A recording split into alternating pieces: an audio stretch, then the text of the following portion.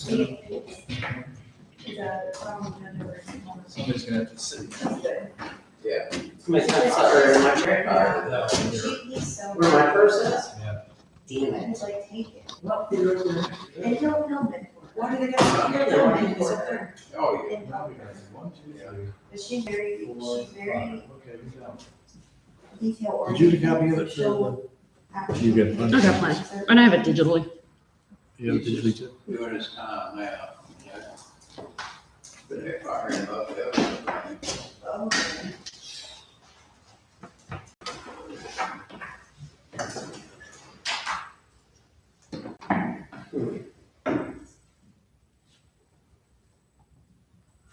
So Zach, you're getting a ton of commerce. They did anything on his wife.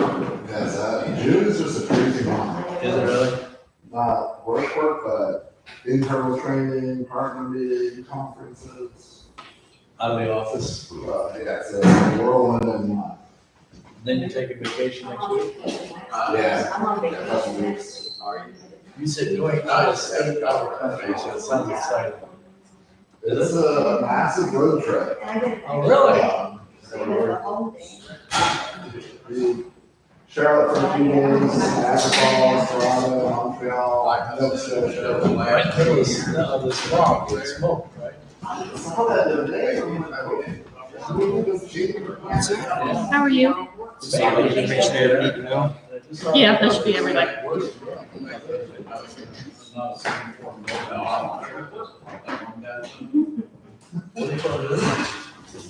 Yeah, somehow or other, you got that.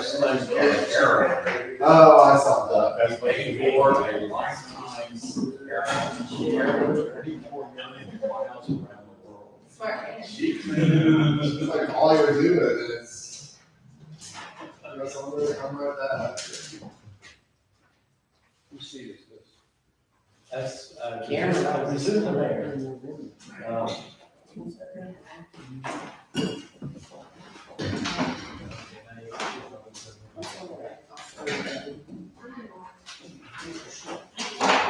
Steve, how are you doing? Yeah, right.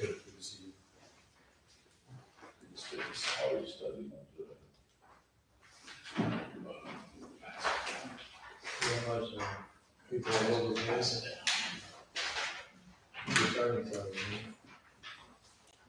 Are these guys already certified or uncertified going to school? They have to be certified for the hire. Do you? Yeah, it's very rare that an agency will sponsor you.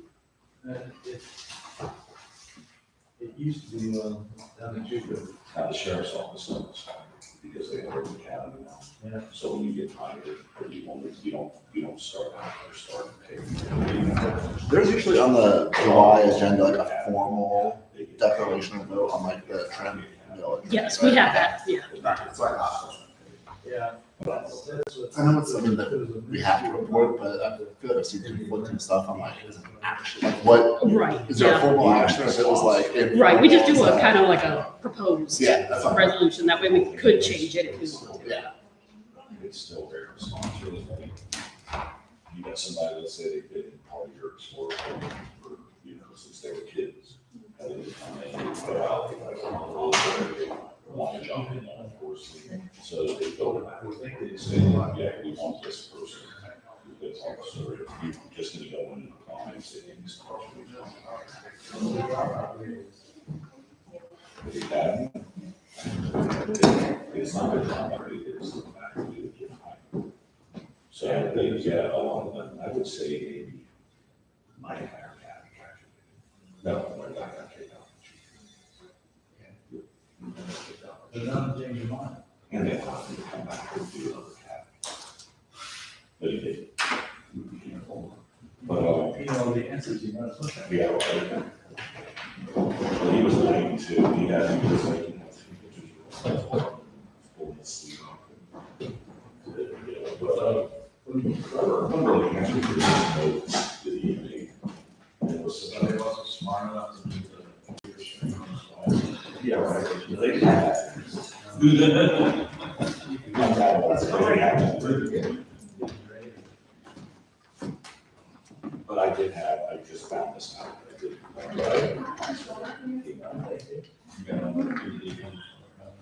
Yes.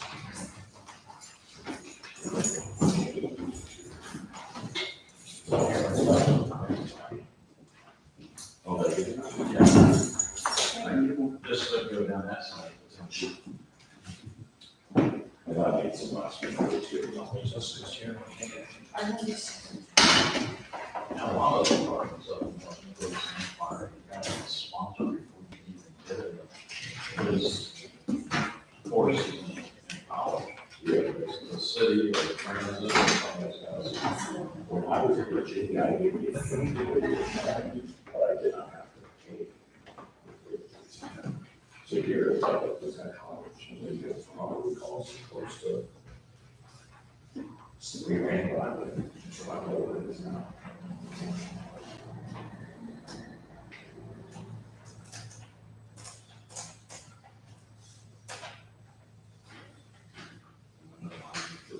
UMT is an 8 credit hour college course, plus you stay certified.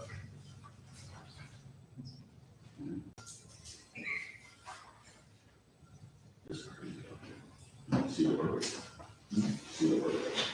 Which one? I'm on for, I was over With the officer, you know, the one that they say. Scott Simpson, Peterson, Peterson, all not with you. not good.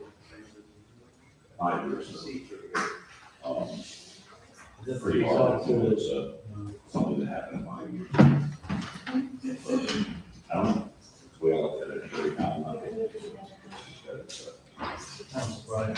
I didn't know that was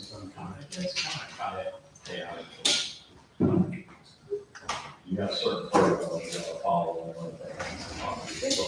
the protocol. Police officer, that's police officer, they never been in a situation where it's happened, you know, and we don't know what we're sharing out, so I find it's hard to, because when it happens, I mean, we lost a car, we lost a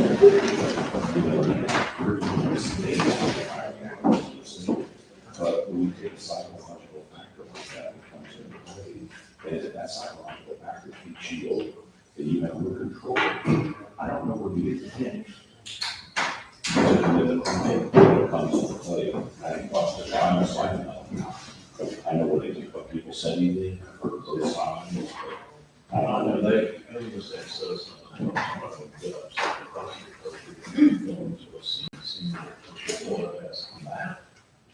gonna have to come out of scene, we have a stage, 2 blocks away, so police department gets there, neutralized. and we try to be pretty quick. Why didn't you come on? Police. And it made it bad, one time we parked 2.5 blocks away, and figured out they were on the side street. The perpetrator that was on, reported that somebody was walking, called up dispatch and said, hey, you know, the perpetrator's walking right by the fire engine on this street, heading toward the north corner. Yeah, the deputy met him at the corner. Just to get Panama City, The 7 or 8 again. But they put out, don't go along, people disagree. And it is exactly the consensus, nothing, you know, they were all fighting out. They're not out, was it? But they were not, well, that's what I think. But that's just the ones that. He was there for a birthday party. Right. They were reading, they were, and they said, not saying shoot at the water. But they went to step across. It's interesting. For states, And he missed. I don't know. They didn't want to the water. And that's the people. Yeah, it was on a double red flag. How many rescues were done? Those just ones. So. How are you? It was the first one, so nobody, somebody called it. Actually. several places on, New Hampshire, Maine, Hard way all day. bouncing around a little bit. Yeah. Did reply to my email. Me? Which email?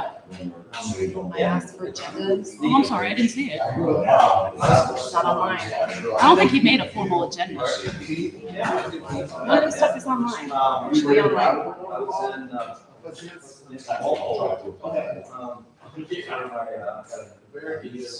don't know if I remember all that. And state it. But yes, I did get that, so it has to be during the state.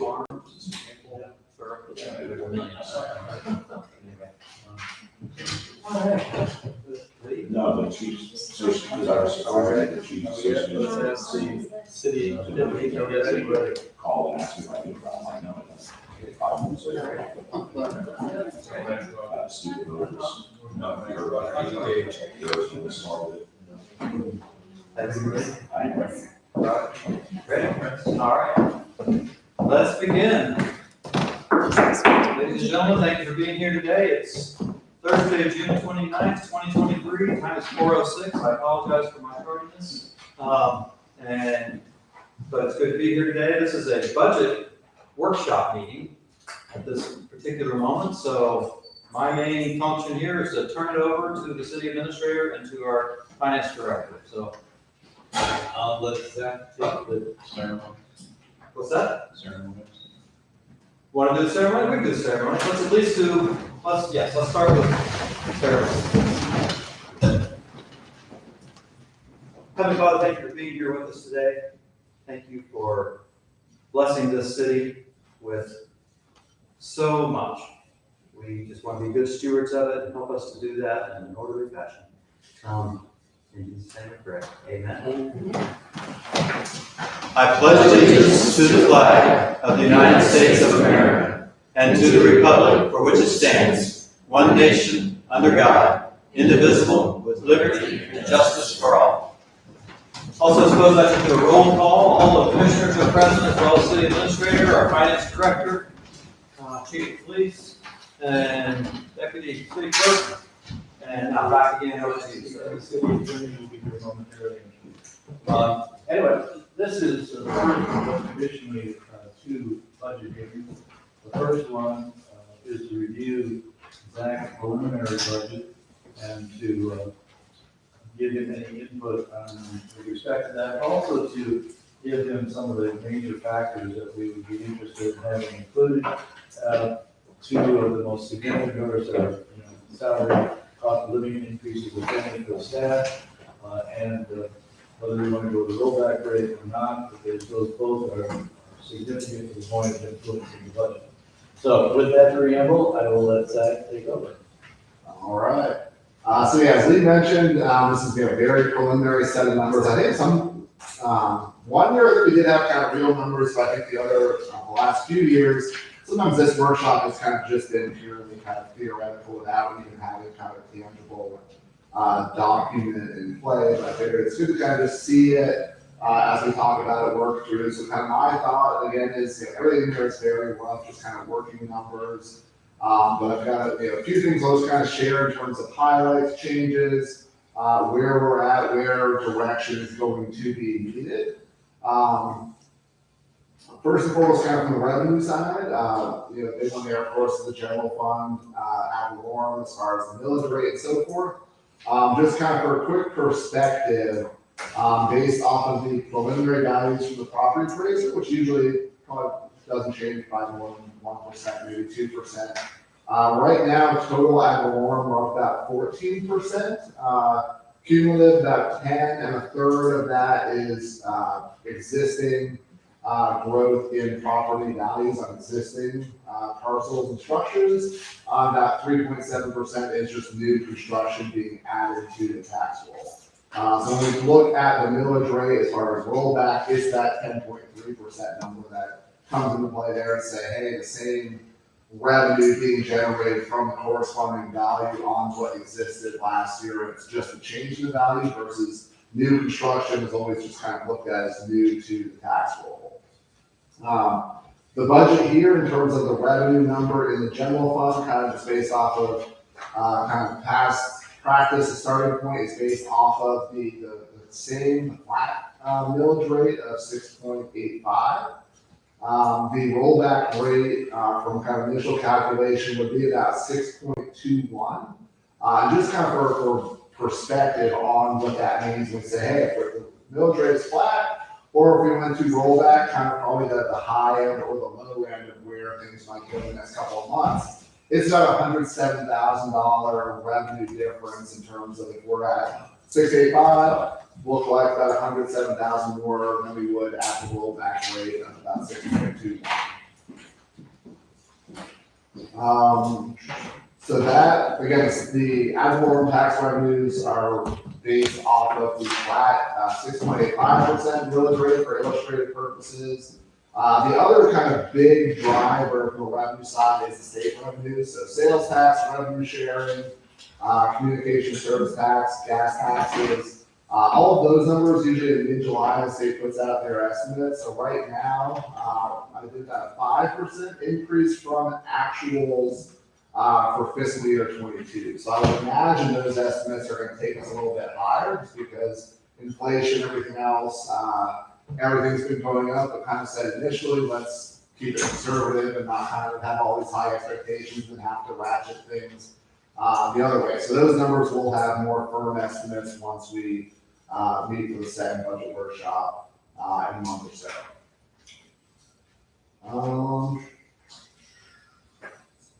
ARPA, really no provisions, nothing reflected here for ARPA because we recognize all those revenues under the standard allowance. We had about $1 million at the end of the last fiscal year. That would just be out of reserves either way, so kind of not confuse things for now. There's been no provision to say, hey, we're going to use fund balance, the ARPA fund balance, and have those expenditures. So nothing currently is reflected. It's really kind of just focused on operations.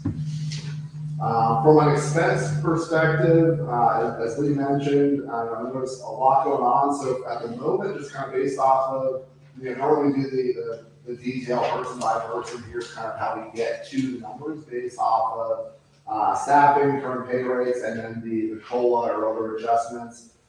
Just now, for illustrative purposes, basically all of our personnel costs put in a 5% increase on different finance director, listserv, email groups across the state. There's been various kind of surveys going out. Hey, what's everybody proposing in the budget? Probably the most common answers have been 4 or 5%. I think maybe a couple of them at 3%, but that's kind of been the standard what we've seen. And again, I figure is it's better to start high and say, hey, did it have to come down? But for illustrative purposes, right now, all of the personnel is just a flat 5% increase on the prior year. Nothing done in more detail yet based on individual positions, pay rates, and so forth. And then one other area that I do want to get some direction on is last year, I think it was in one of the budget hearings, we talked about the hurricane and capital reserve. So that policy was adopted 3-4 years ago. Where we budget to be ready for any hurricane expenditures to a degree. If we don't spend that and we have adequate reserves, that rolls into first the hurricane reserve and then the capital reserve. We had set a target of $300,000 for the hurricane reserve, or then kind of overflow will go towards capital to have available for commission-directed capital needs. Right now, that last year, that hurricane budget amount was $70,000. I've upped that to $100,000 based on having some room. It's about 3% of the budget. The policy said 2 to 4%, so kind of right in the middle there.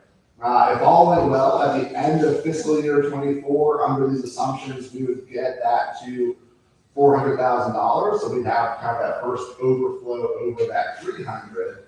But in the workshop last year, we kind of said we would revisit. I think the mayor suggested looking at indexing that policy to say, hey, $300,000 was great 4 years ago, but where should that be now? And how do we look at what that does over time? So one thought there that I had, this is when we have to bring that policy back to the commission.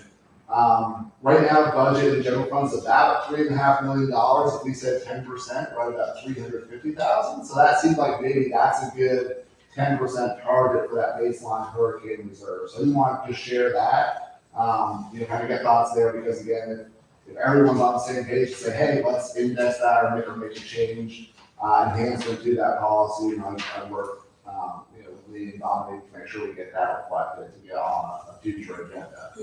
versus that flat dollar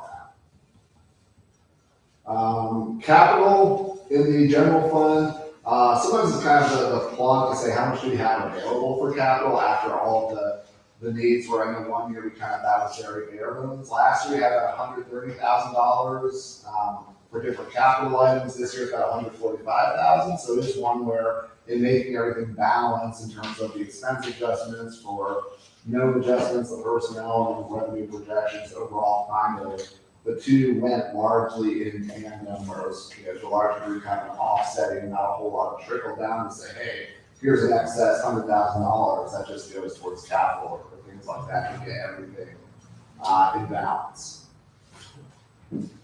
Outside of the general fund, everything pretty much kind of in line with before. Stormwater, of course, is one where that's pending. Rates there with the study and everything. For future funding there, the water utility basically just kind of held flat from a revenue perspective. That's one where until all the new meters get in there and going, that fund, took a little bit of a hit from the revenue side in 22, and will kind of continues to not factor in any projected increases there yet until we know those meters are functioning and that revenue is all gonna trickle through at a higher level. Let me interrupt you for 1 second, if that's okay. You mentioned the study, the Raptalis study that we're getting. Mr. Administrator, that Raptalis study, when are we looking to get a report back? July. July 13th. Okay, excellent. Thank you. When's the deadline on reporting it, property appraisal? August and Oh, sometime in July for the back page. they actually send the memos August 20th. We have to have it to them prior to. I have a conference call tomorrow with the property appraiser, because we were still discussing back and forth the issue of the addendum to the contract we entered into with them, requiring an extra public hearing if an assessment goes over 50%. And this one would, at least the consultant was recommending based on the intentions of the commission. And so, but there's still confusion somewhere between us and the property appraiser about what constitutes an extra public hearing. Initially, they said it would be the one that the trip notice requires, and they said, no, it's got to be before that.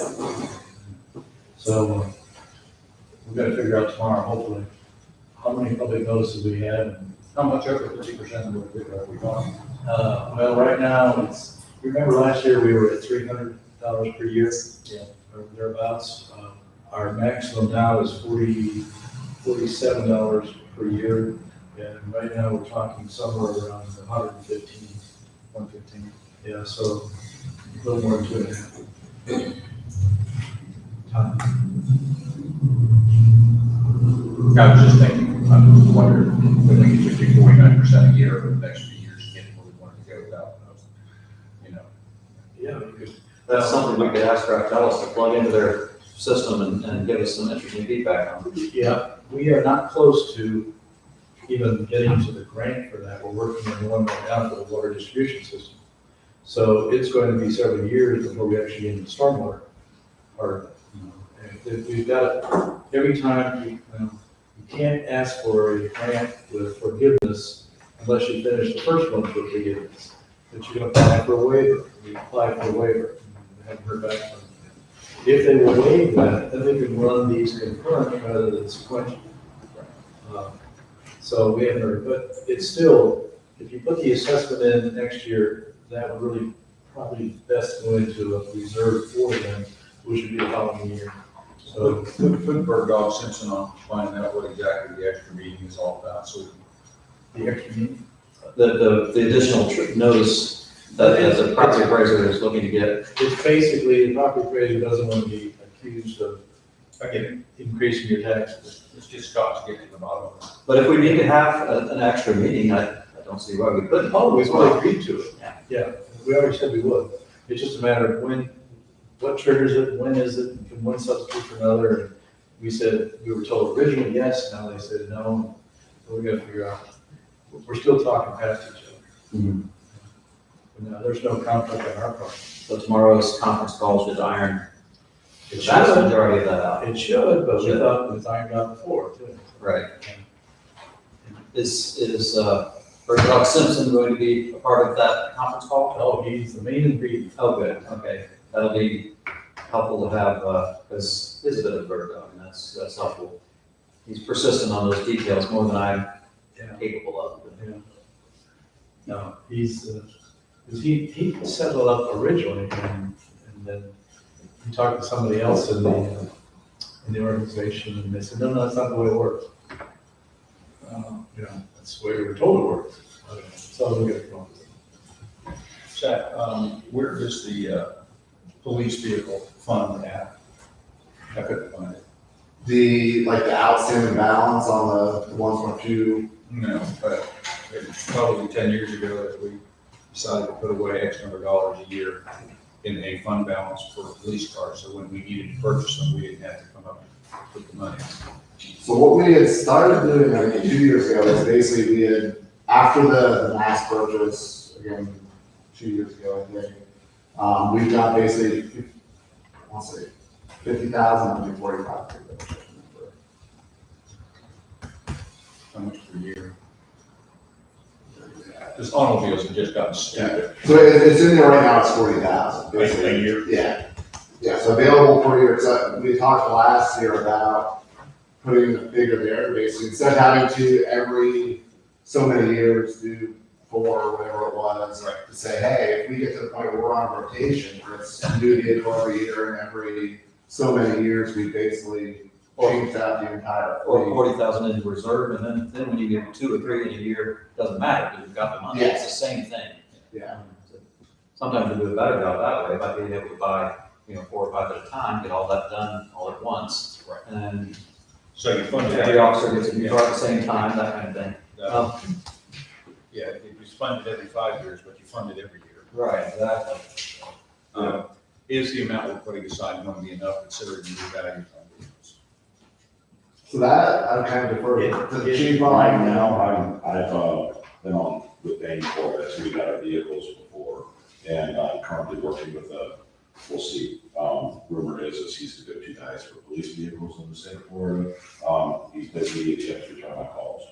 So Bancor is currently working. I was hoping to have them today, but he hasn't gotten the next week for the new quote. So we do have to replace a car. It was lost during the hurricane. So I'm still debating on whether to get a new Charger to replace the Charger or just get another Durango. He's getting quotes for me on those vehicles, but there should not be much of a difference. So to give an estimate, we're right at $40,000. If we That's the cost of this is those. It is a little less than 40. So we're right at 40. That includes lights, that includes, everything but the graphics and radios, which we already arranged and stuff. So that includes all the equipment that comes into the car itself, not just the vehicle itself. So you're looking at right now with a 60-month lease, if you leased it, there's roughly $660 a month. For a 60-month lease, there is a new program that Bancor has started where they are doing a 4-year replacement in vehicles. I'll try to explain this to you without complicating it, so bear with me. So you do a lease for 5 years. At the end of your 4-year lease, you still owe another year on your lease, which is roughly $7,200. You can get a new car, and it costs more to buy out that lease, so it goes up to, let's say, $8,000. So you would have to pay $8,000 to get out of that lease. The joy is that you now have that car though, so you can sell that car to make up for what you paid on that lease. And there's the way these agencies like Orlando's doing it, Orange County's doing it, is they're actually able to sell these cars for $12,000. So they're actually getting $4,000 more. So we're getting a new car every 4 years, or they're getting a new car every 4 years, and we're saving $4,000 every 5 years, if I'm making sense on the lease. And when I say lease, it's just the way they put it. These police cars are leased, but at the end of the 5 years, we pay $1 and the car belongs to us per car. So it's just the way that they did the numbers. But right now, we're still looking at an estimate of $40,000. By the time we have the next meeting, we should have a firm figure. By next meeting, it'll probably be 60.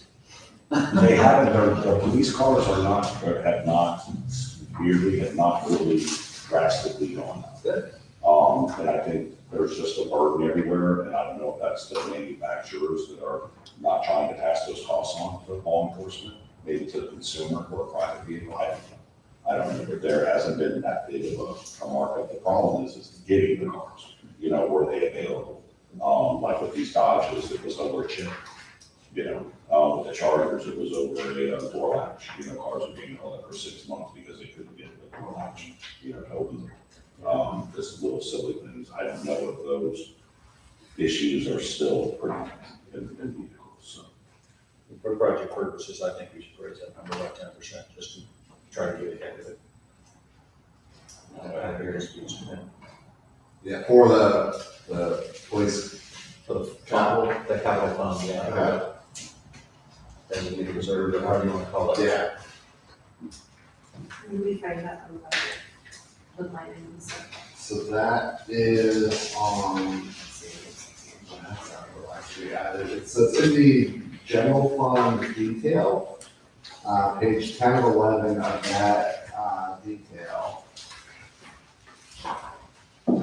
So it's account 001.2101.521.6400 for capital outlay equipment and TV. So that currently shows us 40,000. So we'll bump that up to 45,000, like around there. Yes.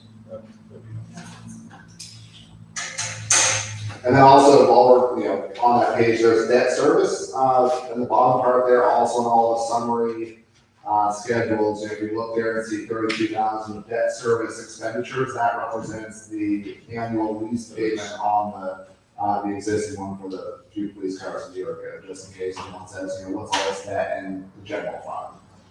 Because the only true debt in terms of a note is still just that one SRF note in the water utility. How much is that? And what's the term left on that?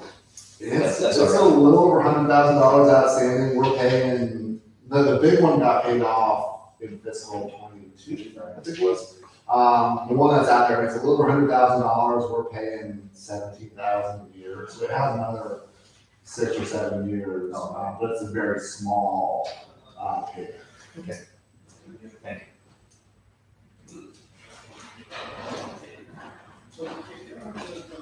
So What is the balance on that? Is it balance on the capital outlay?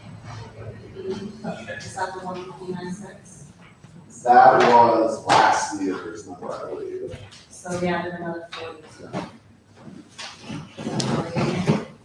So the 159 was what we actually spent. So that was actually the acquisition of everything under the capital lease. Yes, that's the actual from the prior year.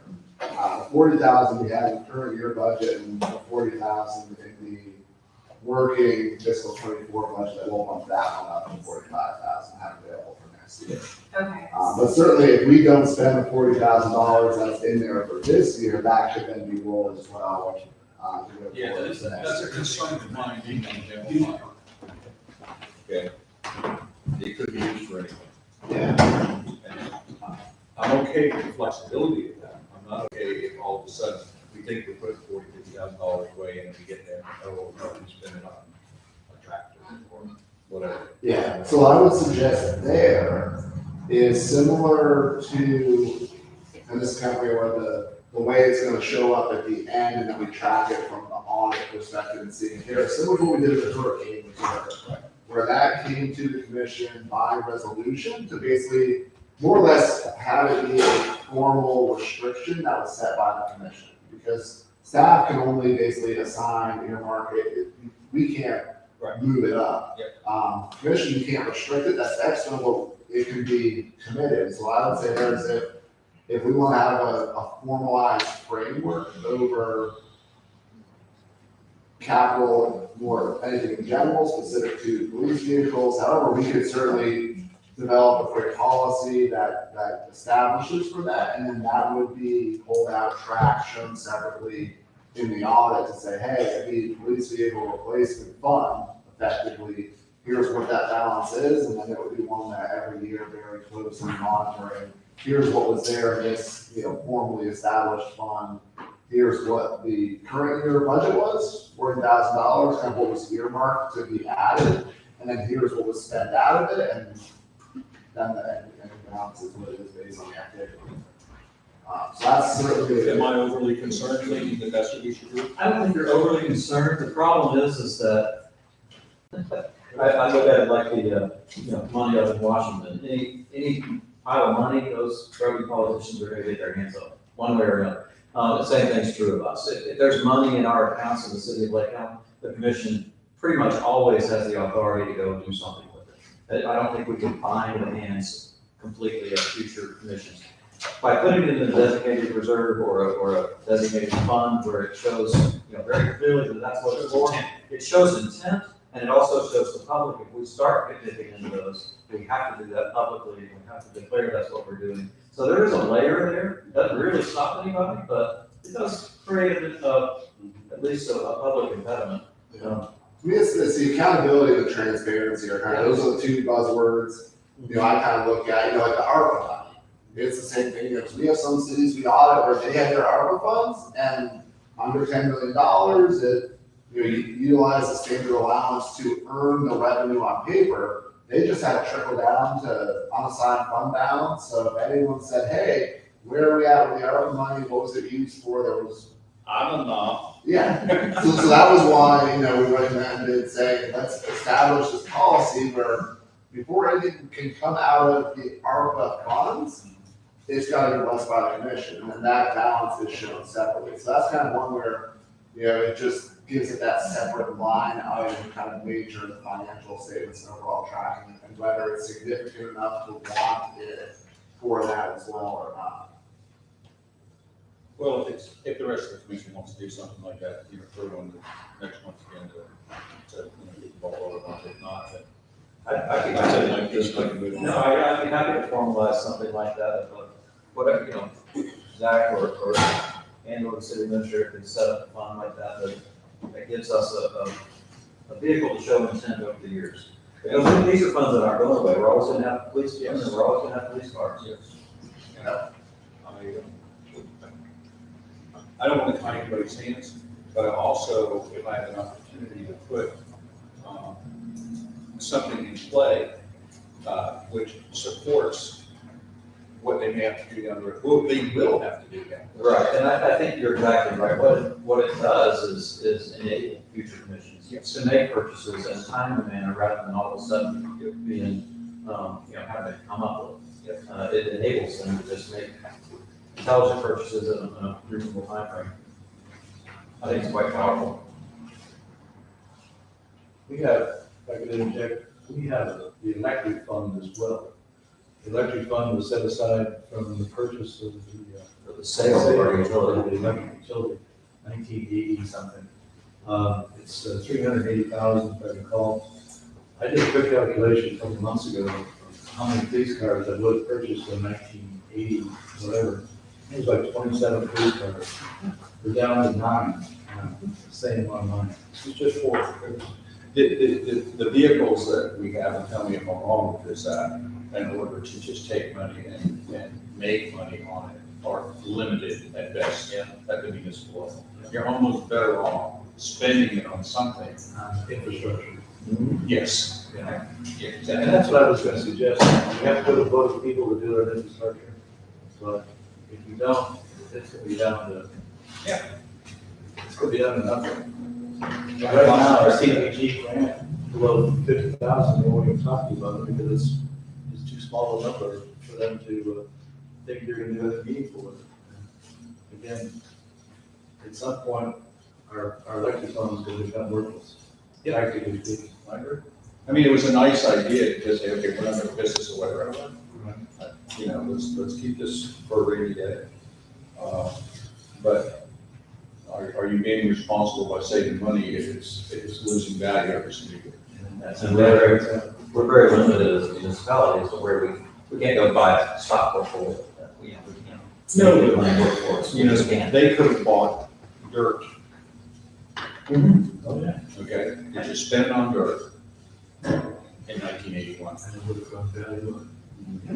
I can tell you what I paid for my dirt in 1981.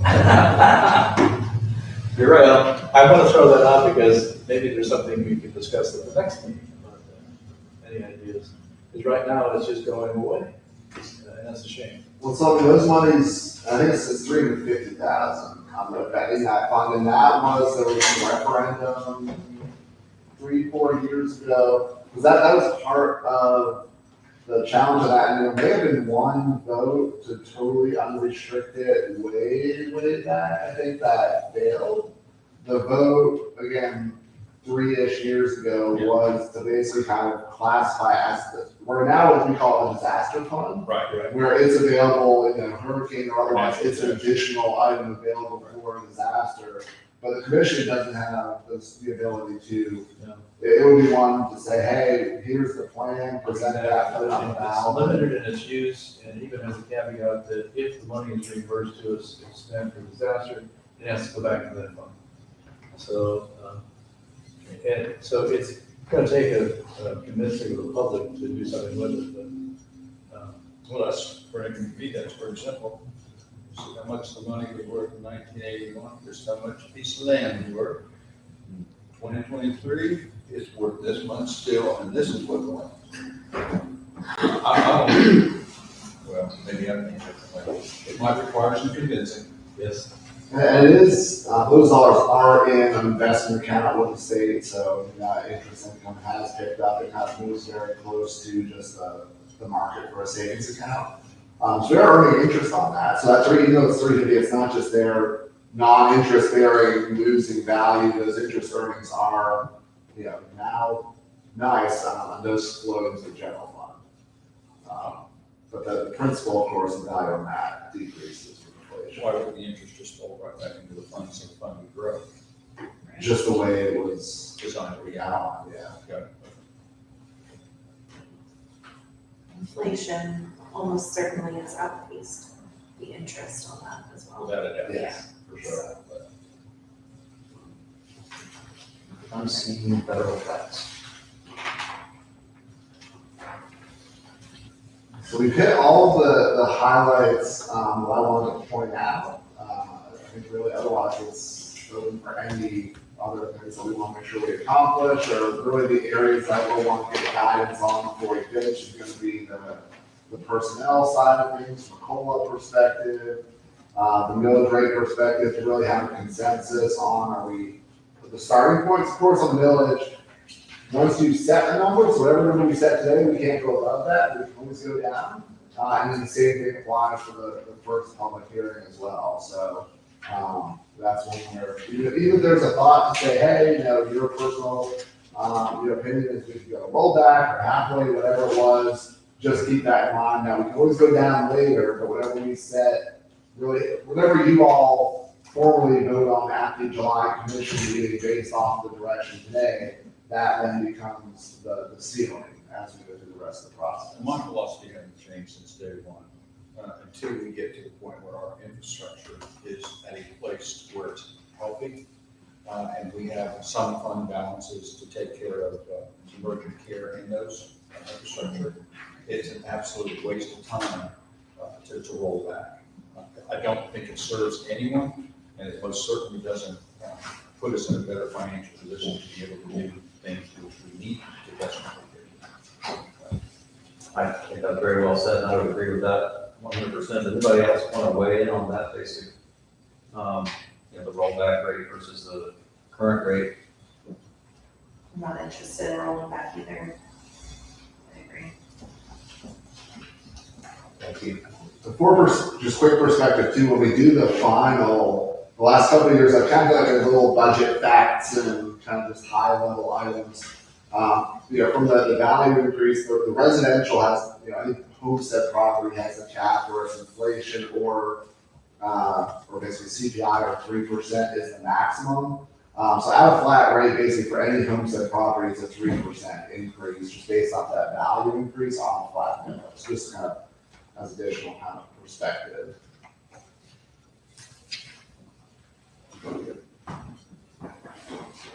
So we need to take a vote on that rate today? Is that what I think? I think, we could, basically direction for Dominique to be able to prepare that vote that'll be on the agenda in July. So I think. So is that when that vote needs to happen? I know this is typically, this is a It needs workshop. to be an official action, only a workshop. Okay, that's what I was wondering. Yeah, so that would- We messed up. No, there would be action at that meeting. We saw everything today. I Okay. guess there was no vote, right? Okay. But yeah, as long as there's direction of what number shall be on that resolution. Is that your question? That was one of them, I was gonna make a statement. Let me just introduce you first. Since you finished your basic report, we'll talk about the rate a little bit. I would like to get this good opportunity to open it up to the floor. I'll start with Mr. Preston. Okay. John Preston, 352 Connecticut Ave. I was just gonna say, we're a workshop, so we can't take a vote on anything, but you already realize that. My position on it would be that, because you have to set a preliminary rate, set it at 6.85. I wouldn't recommend anything higher than that, because I don't think that you need it. And then between now and then, we can figure out whether it could stay there or come back to rollback rate. But, having said that, I don't think you need to add another $100,000 to the storm fund, because, the initial plan was to get it to 300,000. So maybe you can consider adjusting that to CPI or something. You know, that's a 25% increase over what you set your target at. So, I think that's all. The only reason for it. That's it. Thank you, Mr. Preston. Yeah, we were looking at indexing it rather than with CPI, just making it a percentage of the overall budget. It gives us something where we don't have to readjust it every year. CPI and percentage of the budget offer basically the same thing, although it's one's federal and one's us. Might I Yeah. respond to that and say that the budget is growing much faster than the CPI? Well, CPI, and that's also my point. CPI is set up by the federal government to save themselves money on their social programs, like Social Security and things like that. So they have a vested interest in keeping CPI low and not having it accurately reflect. Targeted to inflation too, and that. But that's my Right. bias, if you will. It's just I agree on the CPI, maybe targeted to inflation, but, you know, setting it to a percentage of our budget is gonna continue to increase that way more than what it needs to be. fair enough. Okay, well, thank you. Does anybody else want to weigh in on potential budget items? Ms. Preston? Yes, on any budget item, right? Sure. Okay. I was just made aware that our TNR program ran out of grant funds. What's- So I'm we sorry. have a agreement, an MOU, motion of understanding. We have a motion of understanding with Bush County Animal Services. And at the time when we made that, they did not have an amount put in there yet on what we would have to cover for spay and neuter. Now, it's only for cats.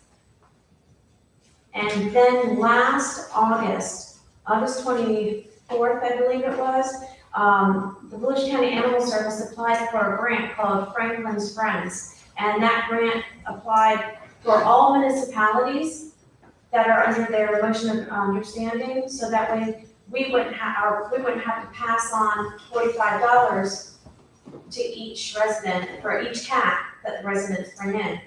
That expired, we hit that limit on the 21st of June. So this Tuesday was the very first time that one of our residents had gone in. It was a trap and neuter day, a trap spay and neuter day, and they went in with 2 cats and had to pay $90 out of their pocket.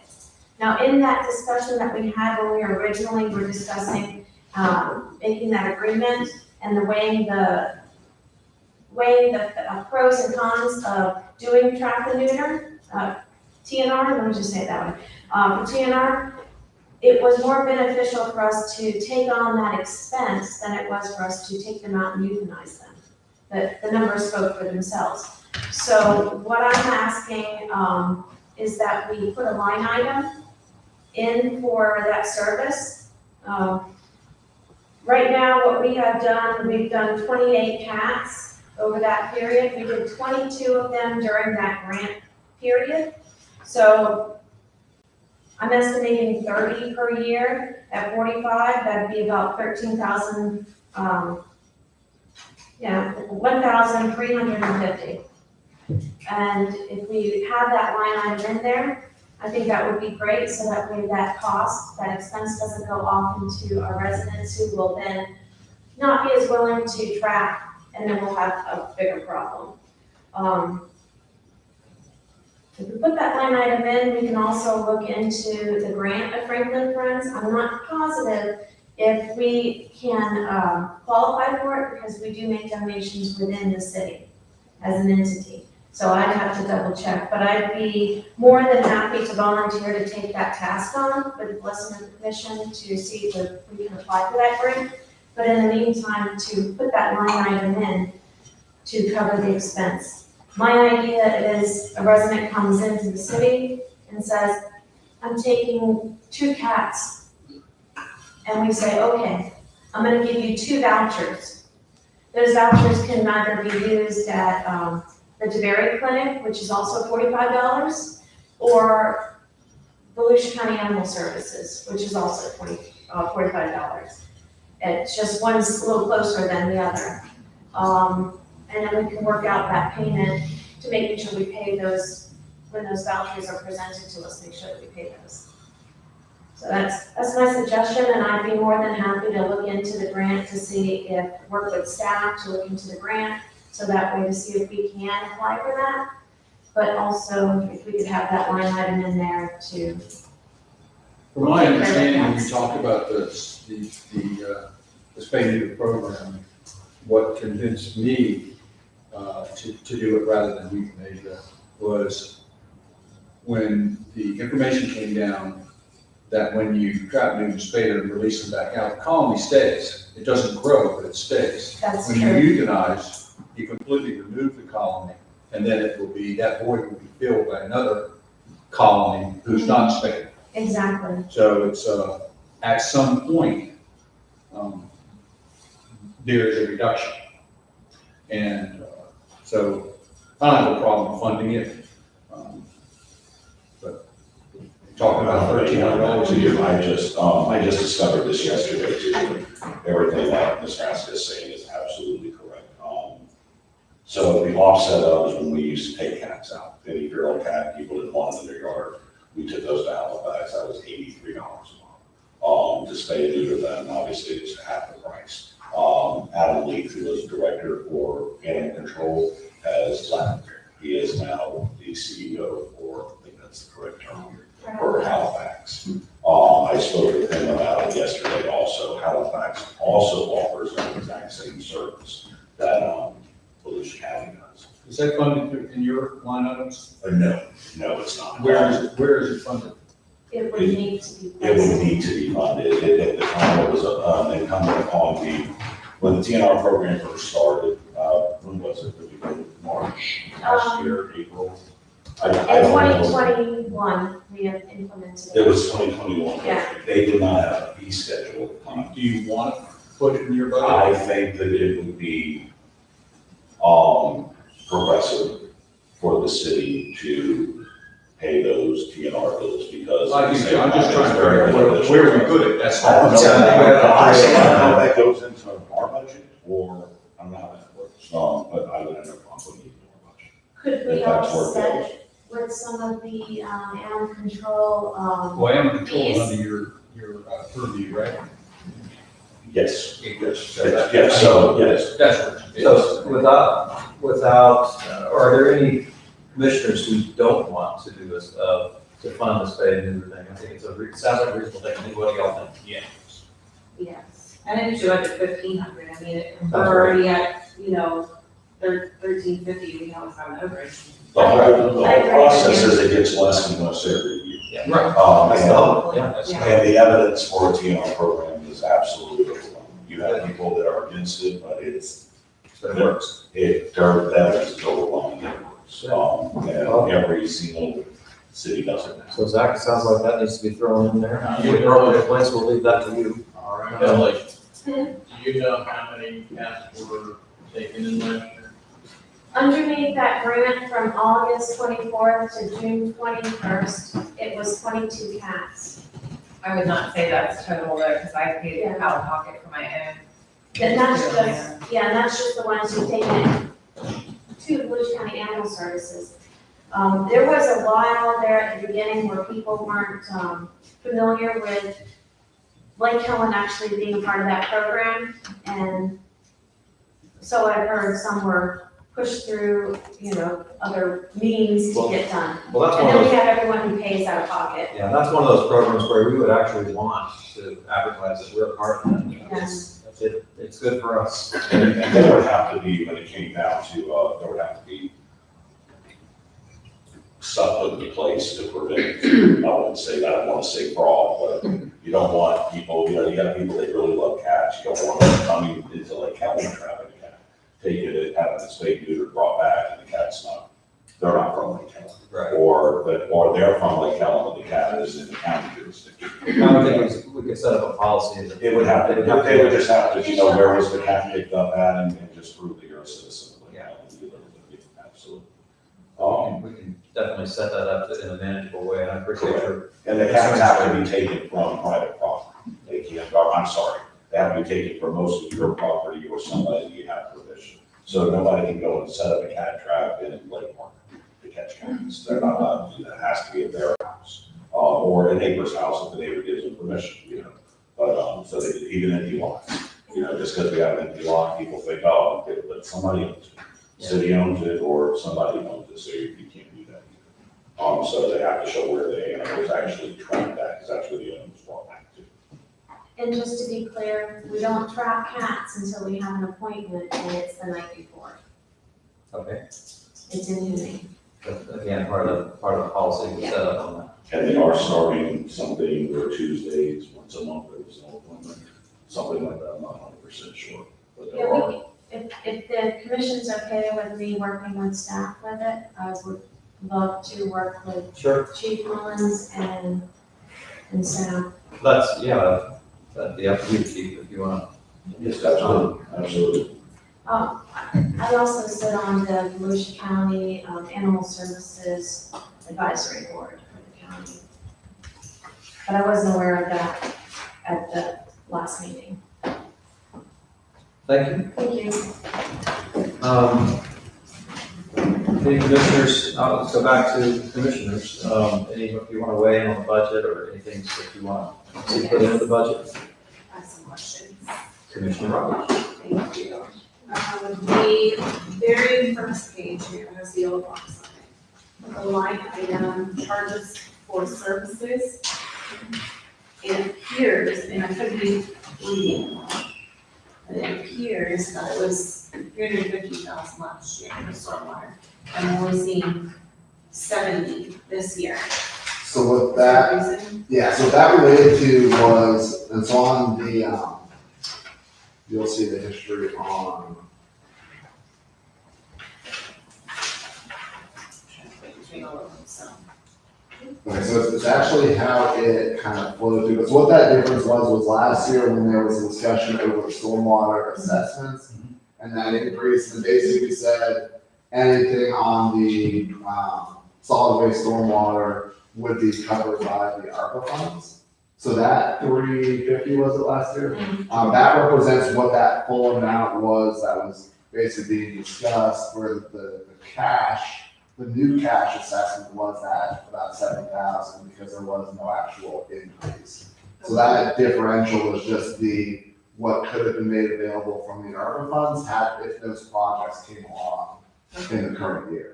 So the cash has kind of progressed from 60,000, 65, 70.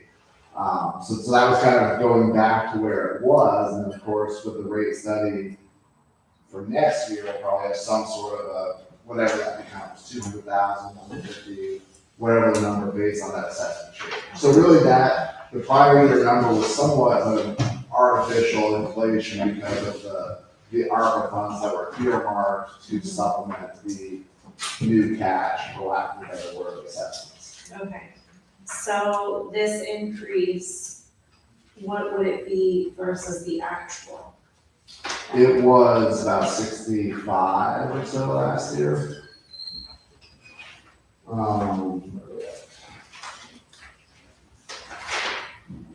So our budget last year was 60,000. So the setting down was some of the CPI and related increase, with all the development. It would probably be in somewhere about for 60, just based off where it's been the last couple of years. Okay. I assume until we get done with stormwater, special meeting. And timing wise, if those assessments are revisited and, so I was just thinking for future, that they all go, is worked through fast enough that there's an adjustment to, hey, stormwater rate is gonna increase by 49% for this upcoming year, then we'll update those numbers accordingly. So this is basically kind of flat. I would do that right out of the gate, because that you know you can do today Yeah, without any additional hocus pocus. yeah. And Yes. we all know that we need it. I mean, Right. so. Yeah, so this currently is just flat based on the existing rates. So what would 65 times the 49 be, and then could we adjust the budget for that? It's a little over 100. Yeah, yeah, 100,000. I would just make it so until we can Okay. eat, because We know it's if we coming. mess around, we get past the deadline, we've lost that opportunity. It's not lost one, but it's better than something, right? Yeah, okay. Yeah, we don't want to lose another year. And I assume it's similar, that if we set it high now and back it back down a little bit, Raphael's we only need X, so we can back it down, but we can't go up at some point, we have to trap ourselves. Well, So we're better to start high. According to what Lee said, it's doing significantly higher than that. Yeah, Yeah. So, okay. but we don't want to be caught trying to raise it last minute again. Right, I know that's your point too, I'm just saying, Nikki. So the number for capital projects here, the expenditures. Being way higher last year. And I'm sure that had something to do with Virginia Drive, but, I mean, we have projects going on all the time. This 22 was a little concerning to me. Yeah, so I mean, that's one of those, there's not a ton of excess in the stormwater project. There's a major project that we were to save up for. I'm in the current assessment rates, we're saving up for a long time to be able to kind of self-fund something outside of a grant. What that represented was really tied into the ARPA funds supplementing the revenues and saying that that was available for capital projects out of the ARPA funds if needed. So what did we have, what was the actual on this? What did we actually spend on the capital? So that's in progress. So last year, this year's in progress, last year was 170. And we did have Virginia in there last year, which was 786,000, Right. and the bulk of it. From my notes, there was about, it was like 70,000, that was other non-Virginia projects. So then, I don't know that this 22 is adequate. Like, Correct. we need to. I think we all agree with you, but there's currently no source or revenue to pay, to say that, hey, here's where the money's gonna come from to have additional. Okay. Unless, at some point, if we said, hey, we're gonna use ARPA funds, we could do that. But in terms of within the standalone stormwater fund and fund balance there, those resources are not even there to be made available, whether it's current year assessments based on current rates or prior year fund balance.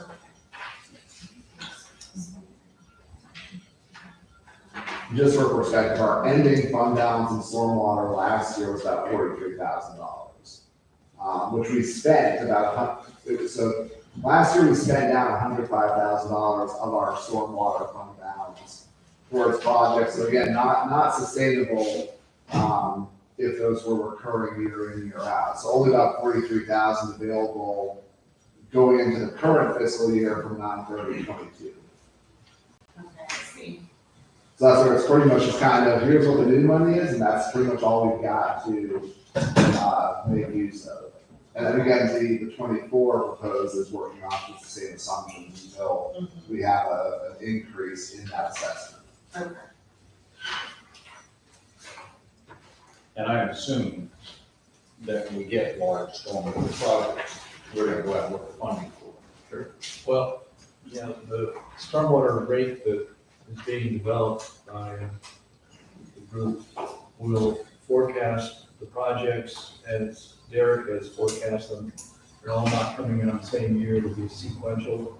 And he'll take the assessment and program it over the same time period so that we're paying even amounts.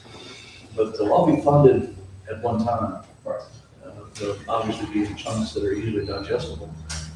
That's a theory, yeah. Yeah, but I guess what I'm getting at is this stormwater fund balance that we're doing here is not necessarily the vehicle we're going to use to make the stormwater project. Well, it's the same fund, but this is basically just. Yeah, okay. Yes. Because there's gonna have to be additional money coming from someplace else. Yes, and it'll be minuscule compared to what we really need, right? That's what the new rate will bring in. Right. Yeah, this is the vehicle to the maintenance and hopefully the match Yes. that we have on some of these grants where it's Yes. 25% match or. Yes. Right. Yeah. Yes, we don't want to just, we want to pass in anything we can on the grants that it's a vehicle we can't afford to pass up. I don't know how many grants there are available on stormwater as opposed to potable water. I think it's less, but whatever there is, we need to go out. SRF is not technically a grant, and I don't know why, I'm sure there's some legal reason somewhere. But we'll borrow 100%, and then 41% will be forgiven. And so that's, we have to pay back then 59%. And I don't think you can offset that 59% with another grant. Right, and also though, when it comes to stormwater, we're probably not going to get that same deal. Oh, yeah. You think so? Oh, yeah. Oh, great. So yes. Yeah, now, but there is, let me say, there is a priority. I mean, drinking water's first, sanitary second. I'm not sure what, but anyway, stormwater is the lowest of the priorities for those funds. But they are accepted for, everything has traditionally been funded each year for those. This account here, it looks like we already have an animal control fees account. Would that be adequate in TNR? I know there's- So that was a revenue that's really been discontinued for a little years. We had zero in budget last year. And that would have been, I don't even know the last time there were revenues in there. Right. That would have been just a miscellaneous, somebody paid a fee for. Versus on the outlay side for the program being discussed, we'll be absorbing the cost. Okay, we can't transfer that over into police. So we'll add it, it'll be a separate kind of department, just because the state has a prescribed chart of accounts, so it kind of fall under Okay. animal control, where there's gonna be a separate kind of division under animal control, the way that we're supposed to track expenses. So we'll add a new line item for that. Okay.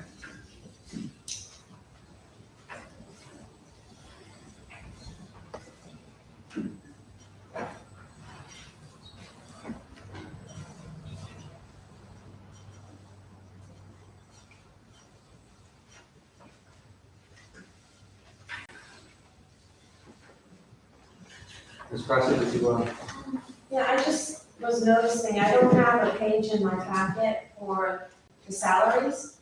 Is that not included? No, we're not going to dive into that now, I don't think. I mean, if the commissioner brings it up, we might, but we're Well, just, historically, it's always been included into all the workshops, so historically, it's been included into the workshop, budget workshop, so I was just wondering if I was missing it.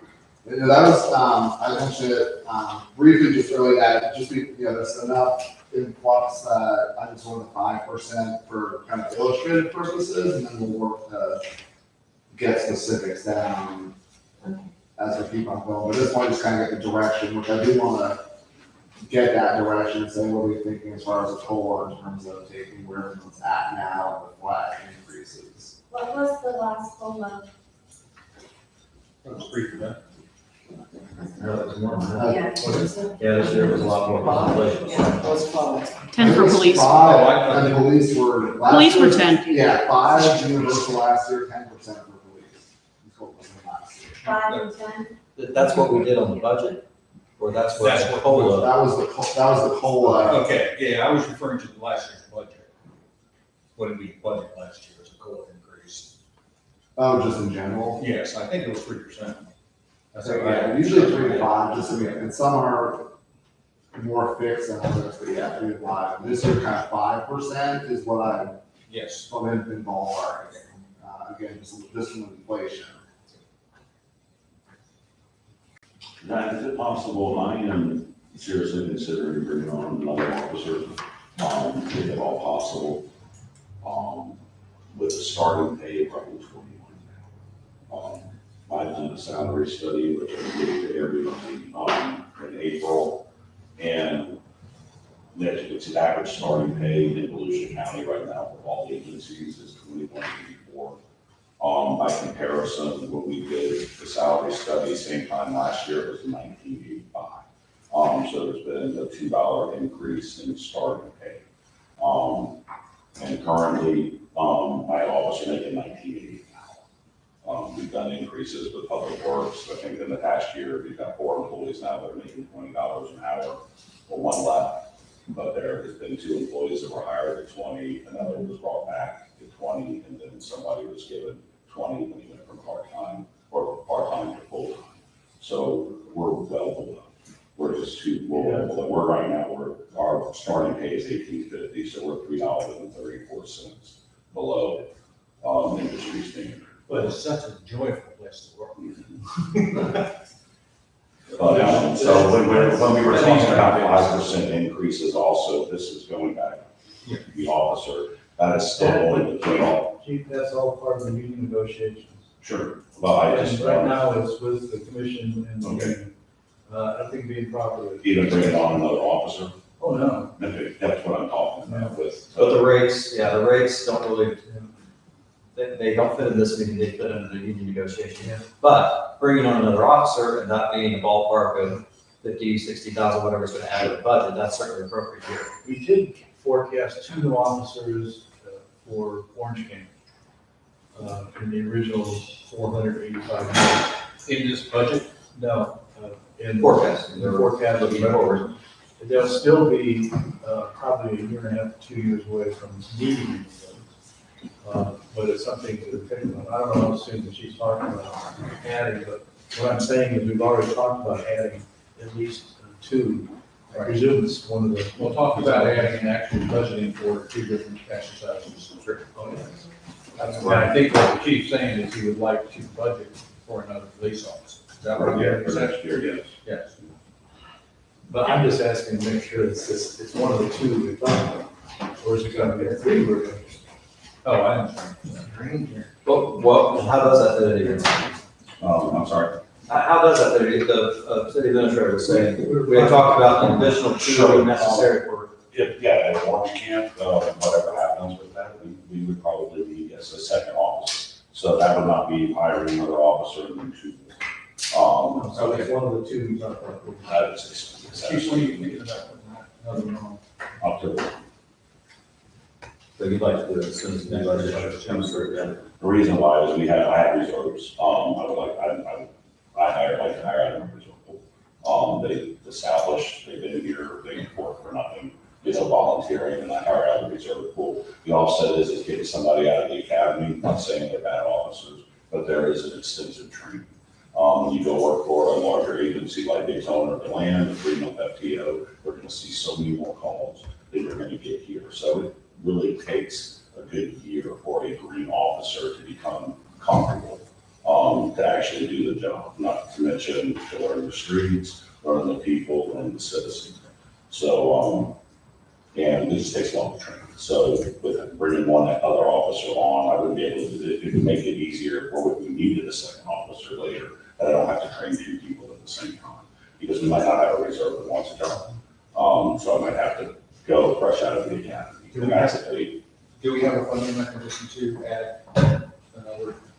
I mean, my thought from the discussion is for the next budget workshop, that is added in. If it's one that, hey, we're at a deficit because of it, I think just for illustrative purposes, I mean, from what I'm hearing, I feel like we put it in there and then Yes. that's I don't that's where know we're how at. much it costs, base. You're being So- aggressive, so.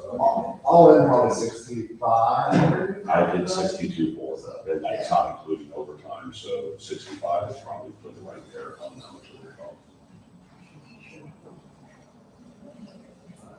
What, And that includes insurance, life insurance. Yeah. And starting out at 20, if we moved from.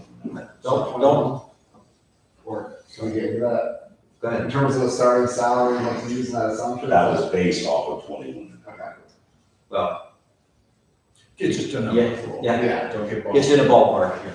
I got enough to. We're not negotiating that now, let's be clear. Where's this, what hole does it fill? Or where does it overlap? It fills in, right now, I have 4 officers to cover 4 shifts. We have 2 night shifts, 2 day shifts. I have a swing shift. So they cover from 2 to 2, but they also cover when officers are on sick, when they're in school, when they're on vacation. So would there be any savings in overtime because of it? Yes, there will be a savings. Can you do the math on it? I could, we're not talking a grand, No. amount, we're talking like Yeah. a couple of grand maybe, but I could possibly try to do them. Yeah, well, it's not a big deal. Sure. And what the whole does is it gives me to where we have a night shift officer, the day shift officer, and they've got a good portion of their shift where it's doubled up at all times. With one swing shifter, it's only working for 1 day shift, 1 night shift. So if I have 2 more officers on, that gives me 2 officers on for 12 hours a day during our peak times. I don't want to sound unsupportive. Sure. But I want to ask this as if, Jane or Joe Citizen would ask, what has changed? Why do we need a new officer? It is, the times are changing, the times are changing. It is, when we have an officer who is working, for instance, something minor as a traffic accident, an officer's off the road while he's working that traffic accident. So if he gets another call, he can't leave that call. So we're gonna have to rely on somebody else to come and hold the scene until that officer gets there. So we had DUIs where somebody took out a power line, and I have 2 officers on. One person can sit on the vehicle, wait for the power company to get there, which can take an hour, 2 hours. The other officer can do the paperwork, take the guy to jail. I've got an officer. So it keeps it to where you have more coverage, and more control within the city at any given time. I mean, taking something as simple as taking a dog out to the pound, that's a good hour and 15 minutes that an officer's at a pound. And when I have another officer here, in those peak hours, we have full coverage. Well, let's stick it in there and we can continue to discuss it. Do you have any other commissioners that want to weigh in on that, as whether we should include that, are you amenable? I know it's not a vote, but it's time to express your opinion. Roger, you want to weigh in on that? I mean, it's kind of in your, a little bit in your arena sometimes with the public service type I'm not stuff. gonna say no. Fair enough. Okay, just saying. I don't mean to put you on the spot, I just know it's your arena. Yeah, they have more people get hired. Mayor? Oh, yeah, sorry, I can't see you. Yeah, so, Virgin Burton, Cincinnati, West Ohio. I hear the chief, and I hear that the times are changing. And a lot of the things that our officers are providing now are because they're overlapping. You don't really get to see it because things are pretty quiet. But one time something happens, then all hell's gonna break out. So you really gotta plan for it in advance. I think you said that, Orange Camp will be coming online in about 2 years. So in 2 years, you're gonna have 300 units that could be 1,000 people. So to wait till you get to 1,000 people to start hiring new officers to learn the city doesn't sound, convenient to me. Being out there requires many more things than just making a traffic stop. an overlapping accident, a medical emergency. So you go on and on and on. We probably have been dodging a lot of bullets. I don't mean figuratively, but we've been dodging a lot of bullets where we haven't had to have our officers respond, and then have a situation where an officer does not have the proper background. We haven't had that yet, but yet there's always someplace in the vernacular. So I just give that, and I hear Lisa that you have a union now. I wasn't around when you had the union. You have a union now, but that becomes the union's obligation to argue on behalf of the officer. And the union is basically going to be an input to this system that you're going to have to get used to. And we haven't had a union before, officers, public works, everything else has been working under, I should say, over their capacity without being paid and compensated properly. And because of the dedication that officers, public works have had, we kind of like, kind of rode the wave. But the bottom line is that the city is changing, and I would just suggest that we get ahead of that change and not try to catch up to it, because catch up is the hammer us. Thank you, sir. So it sounds like we have kind of consensus on adding an additional officer. And any other items by other commissioners who want to bring in and make part of what our city does? This is the time to do things right. I have one thing, but I want to open it up to y'all first. I have one. And I don't need you to lay out there yet, but if you want to. No, but I do have one easy question. I don't have a page. So Is it that's, just a blank page? yeah, Okay. that's I thought that maybe the trying to case, get a but, format so it didn't say right, that. okay, not a problem, just making sure I haven't missed something.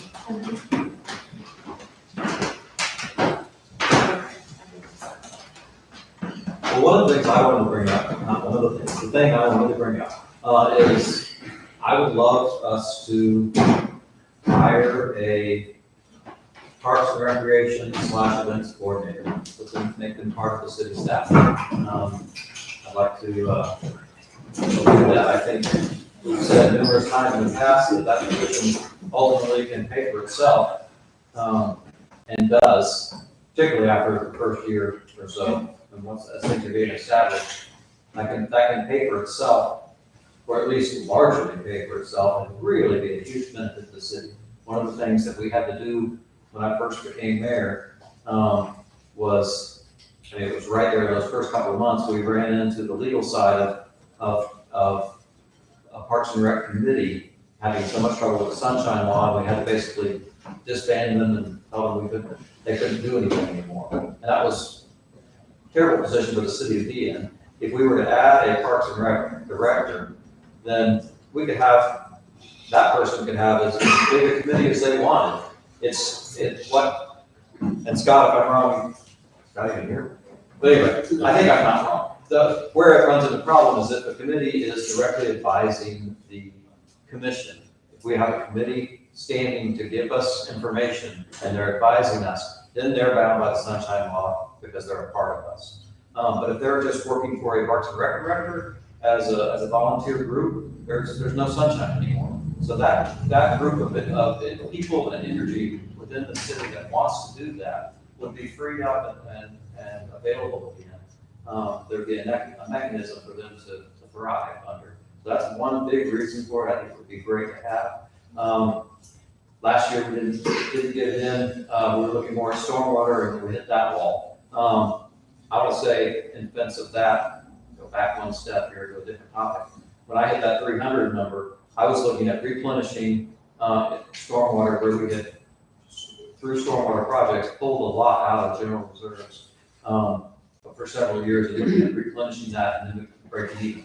Now I think this is a much better mechanism with Brock Tellis to tell us where we are, give us a professionally generated number that's much more defensible than mine. than where we started out, last time. So I'm pleased with that, stormwater, where that's going now. I'm pleased that we're getting that kicked off. It's fantastic. I would love to kick us in though to a Parks and Rec director / events coordinator. I think starting right out of school with that degree, you're looking at about 60,000. I was talking to the city administrator, around 60,000. That's somebody green right out of school with that training. So obviously, if you wanted to get somebody with some experience, which I think is very beneficial in a city this size, where they, they're not joining the staff, they are the staff. So they need to know everything. I think it'd be better for us to hire somebody with 10 years or so experience, and probably be more up in the 70, 75 range. I think that's where you get the necessary qualifications or the experience qualifications to really make this work well. What are y'all's thoughts? I think it's a great idea. You notice I didn't go on for 10 minutes to come to that? Well done. Yeah, it took me too long, I'm sorry. Anybody else have any thoughts on that? Yeah, could you provide maybe a synopsis of what you imagine this person to be responsible for, their job duties? Just a quick outline. I have not prepared that, so I could brainstorm a little, but, and I probably wouldn't do it well. A basic Parks and Rec department that was responsible for overseeing all the activities in all the parks, and also any events that would take place in those parks. There would be a lot more oversight. We had the Strawberry Festival that largely fell in Chief's lap last time, but that would fall more under the events coordinator. Obviously, police would still have a lot of parts to it, but the events coordinator would be organizing all that, negotiating contracts for things like that, would be started there. It would come up from there, but hopefully starting out festivals. We used to have more festivals here than we do currently. We still have some wonderful things, car shows and whatnot, but we used to have more art festivals and things like that. I would love to see those get reestablished and reinvigorated, get the city reinvigorated as more of an arts type feel to it. We've got a lot of artists in this town. This is a very artsy little community, although we don't see it because we don't support it as a city. 1 minute. I will get to you. Any other questions from commissioners on that? I didn't flesh that out very much, and I can. I can put together a full job description. No, that was very helpful. I wasn't sure if you were talking in terms of similar to what the board was doing previously in advising the commission of equipment and the needs of the park and. There would be some of that involved, obviously. I mean, not obviously, but I think, yes, that would be a part of that. But more so it would be. Yeah, and it's important. We have, if you just go through and look at the list of events that we have in the town right now, all of that workload falls back on staff. And it's often overwhelming. And we haven't even talked about, Mayor's touched on it, continuing to grow events, continuing to recognize the assets we have in the community and have events that are enjoyed by not only all of us in the county, but people in the outside community. And I think the right person, a dynamic personality, along with the educational background, can easily have enough functions during the course of the year to pay for itself. But it has to be the right person. Not just anybody is going to be able to create their own salary. But I think I felt 10 years ago when we talked about having an events coordinator, this is where the city needed to go to be able to marquee some of the assets that we have and take that workload off the shoulders of overworked, underpaid staff to carry. Well, what happens is that things just sort of fade away because there's not an energy there supporting them long term. A city administrator or a works director or a deputy clerk is just not going to be out beating the bushes to make festivals happen. And here's just not going to work. One of the things that, the elephant in the room as far as I'm concerned, is we lean on volunteers in this community for a long time. What we did not have is Mark Zuckerberg. And now volunteers are more and more difficult to get just because of what Mr. Zuckerberg gave us. And so if you don't have the volunteers to be able to do the work, it falls back on staff. Okay, let's put the proper staff in place to get the job done. And people will think, because We can have another workshop just to go over a job description that we create for the Parks and Rec coordinator. Absolutely. So we certainly bring some of that to the next meeting, whether it's another workshop just for that, if that's what you'd like, I'd be fine with that, because I feel strongly that it would be beneficial. I think maybe we could just do it at the next budget workshop, if we go ahead and put the numbers in, and if it doesn't work out, we'll take them out. But I would like to start the process.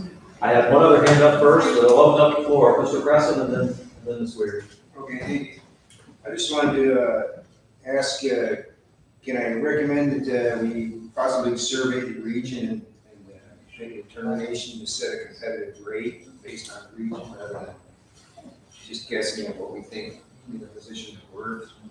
That's I'll just answer you. I think that's a very reasonable thing to say and ask. I just came up with that number in 15 seconds of the conversation. If you do the due diligence, you probably have a better Sure, opportunity. we'll definitely do some salary surveys and come up with a much harder number than that. But budgeting is round numbers. Just Ms. Weir?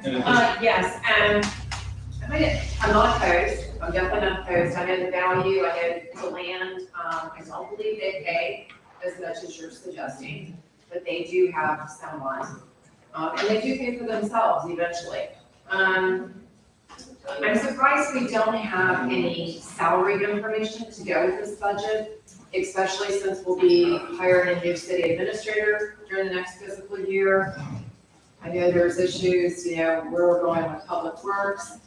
I think that should all have been part of today's discussion, so that all the cards are out on the table and everybody here has an idea of what we're doing.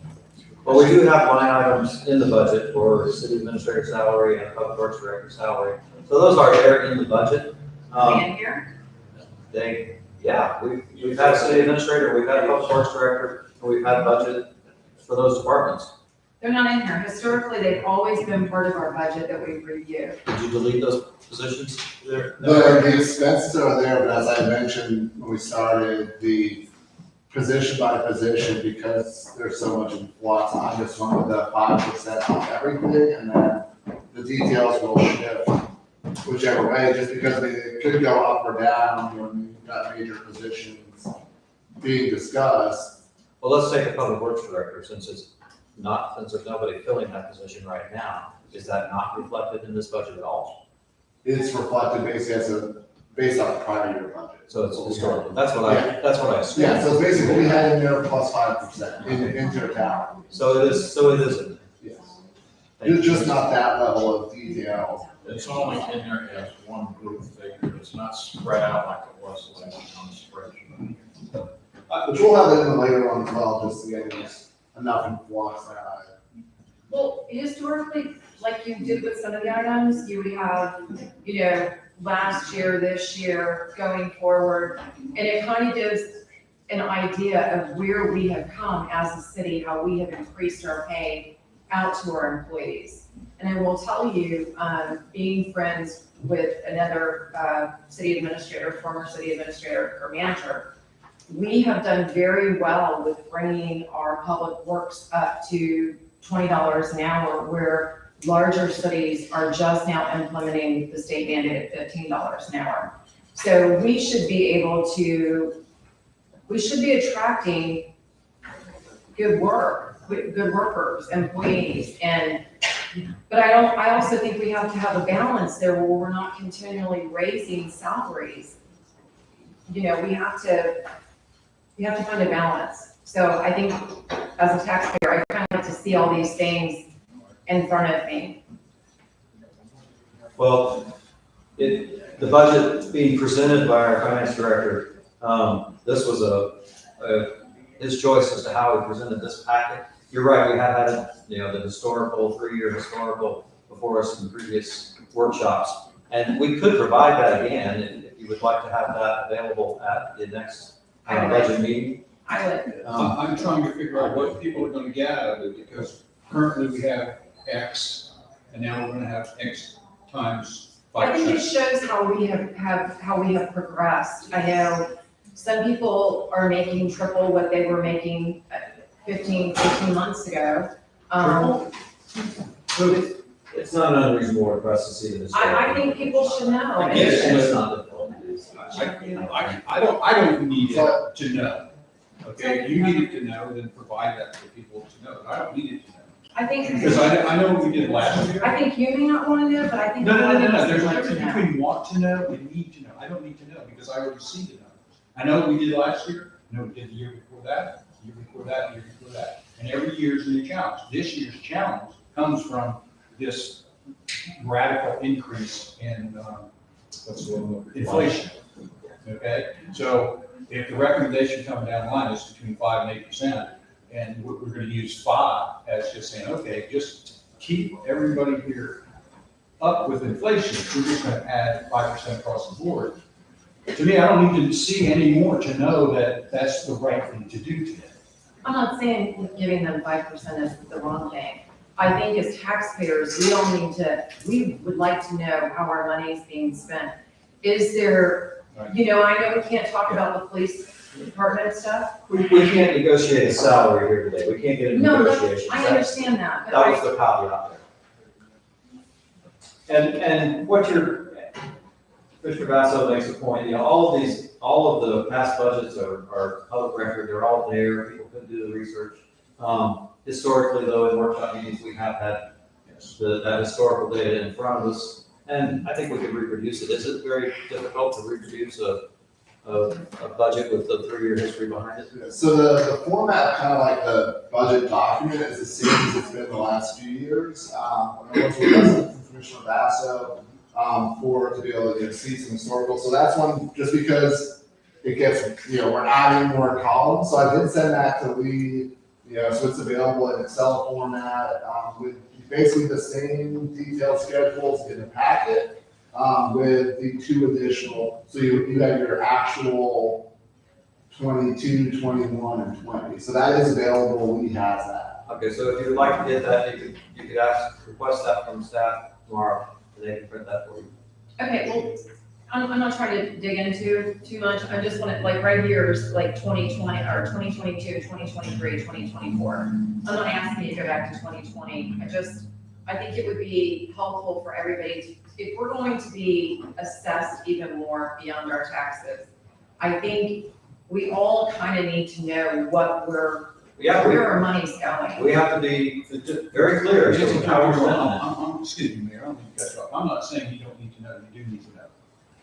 You do. If you need information so you are comfortable with what we're doing, then you need to get that information. I'm just saying, I don't need it because I already understand it. I'm okay with it. I don't have your understanding, so I That's understand. okay, that's fine. Well, yeah, it's not. You're not the only.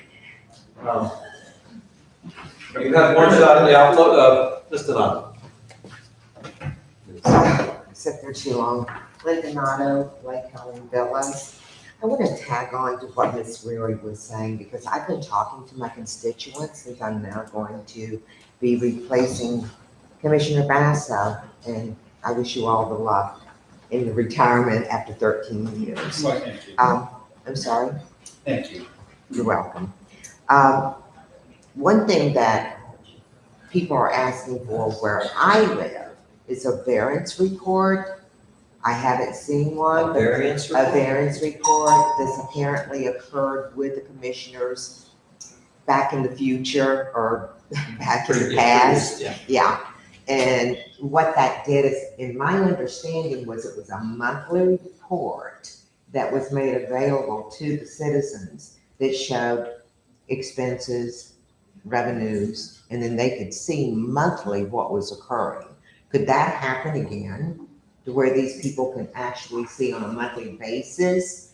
Because quite frankly, poor Dominic, she's had to take several of my calls this week.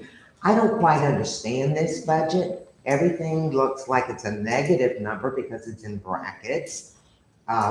miscellaneous items or revenue, but we don't know where they're going because there's no line items for them. So they're just going into a general fund. So I'm looking at what I thought was a miscellaneous report on dollars expenditures. And in fact, it was revenue, which just made no sense to me. I don't know if that's the way this city does it or all city does a report like this, but it was very confusing.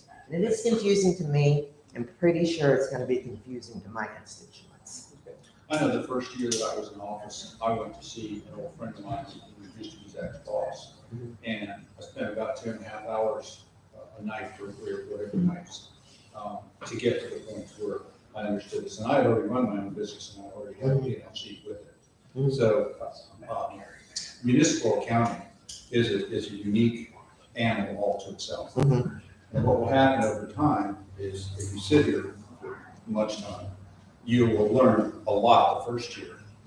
You'll learn less the second year. And by the third year, all you're going to be doing, like Nancy was saying, when you have 3 years in front of you, you'll be able to look and just say, okay, all of these numbers are that. I did that over here. I did all the homework. Now the next year, I'm just looking at what's different, what's changed. Not a lot changes. So as you get more and more years behind yourself, you become more and more comfortable.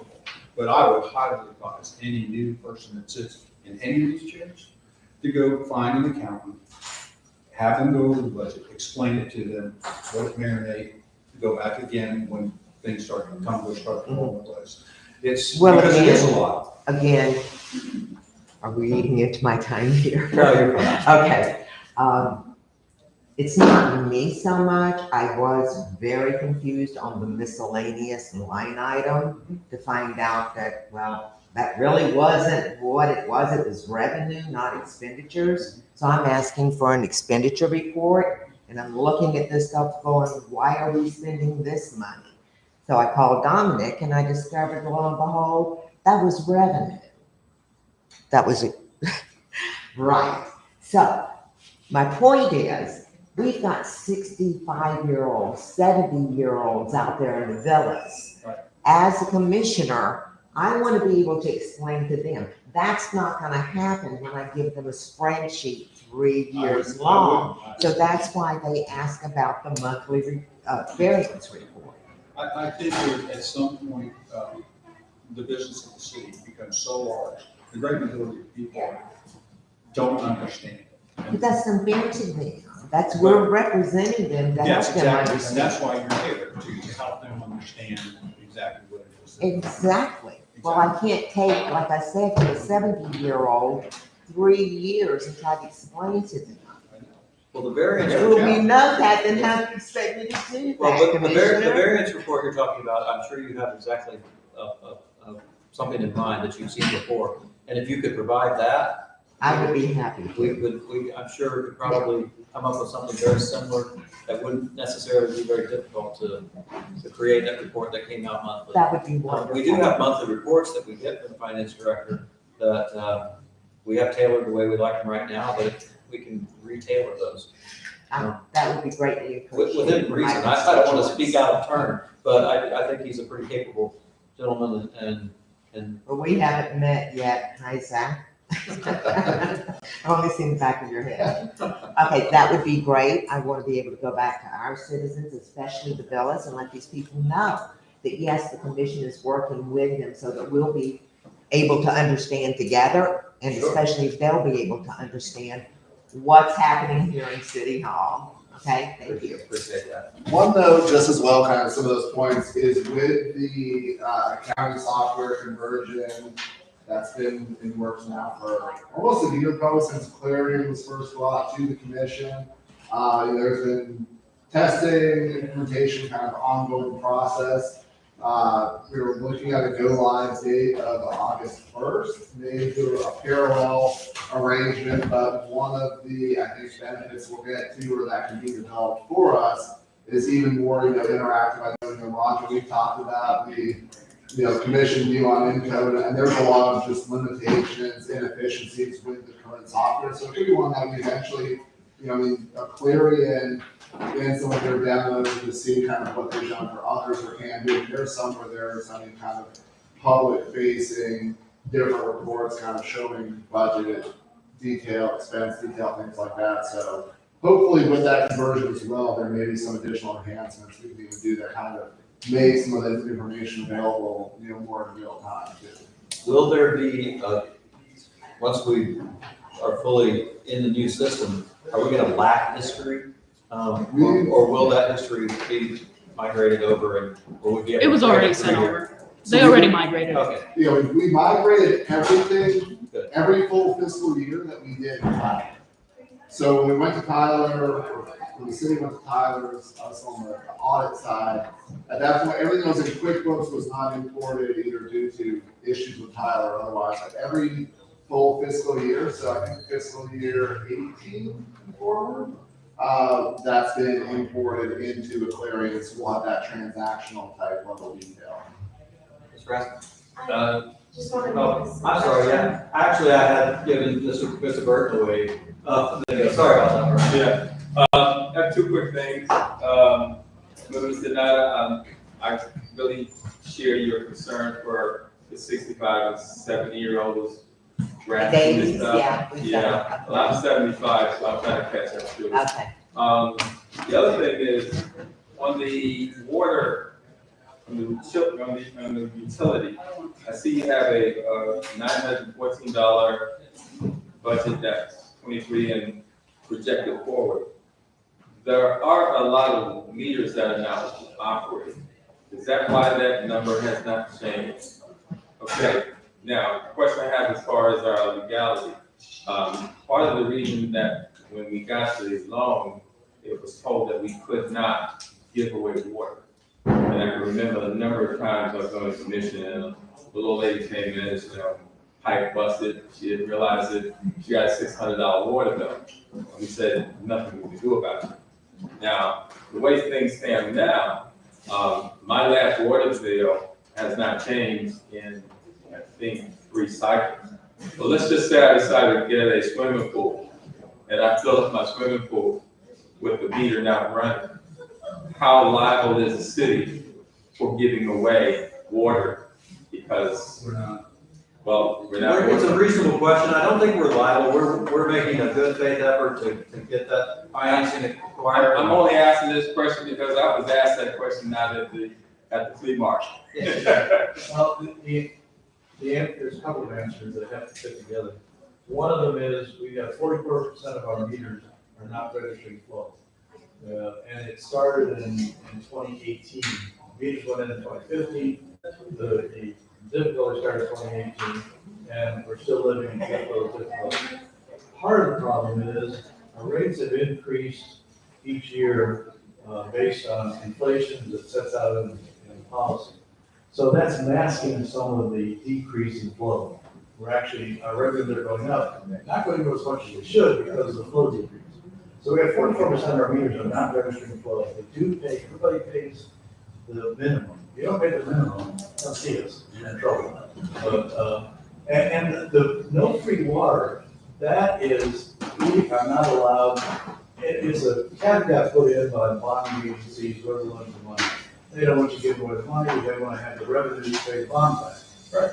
And so what they do is they say, no free meter. But that means they don't want you giving away to churches, they don't want you giving away to your own buildings, your own parks. We pay water bills on our own properties as much as anybody else. We cannot set up an account and say, this is a free account.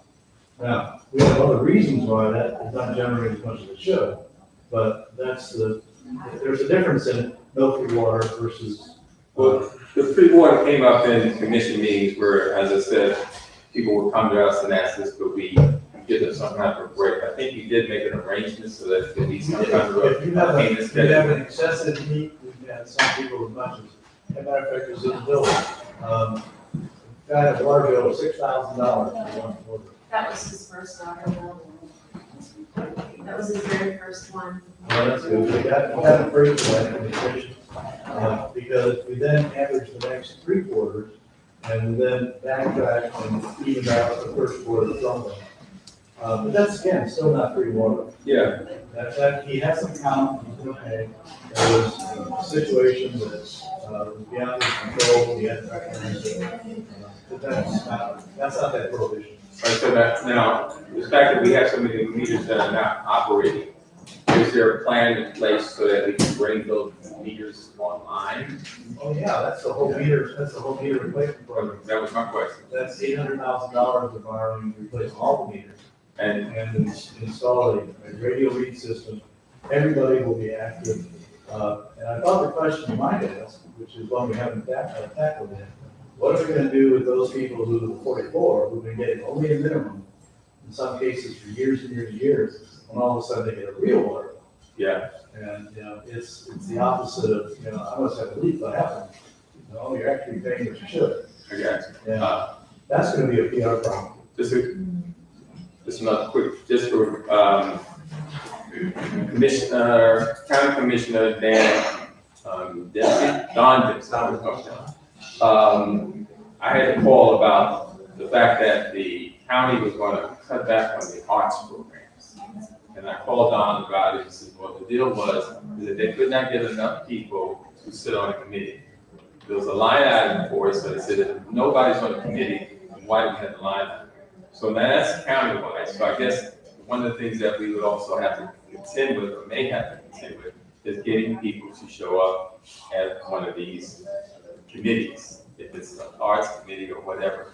So I think that's another outreach that we need to reach out to the community who don't know what's going on in City Hall, don't know what's going on in the city. And so that the outreach should be also considered to be able to reach into the churches or finding some other vehicle other than putting it on that board.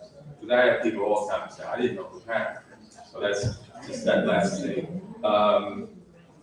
No, I'll stop there. Thank you, mine won't be long.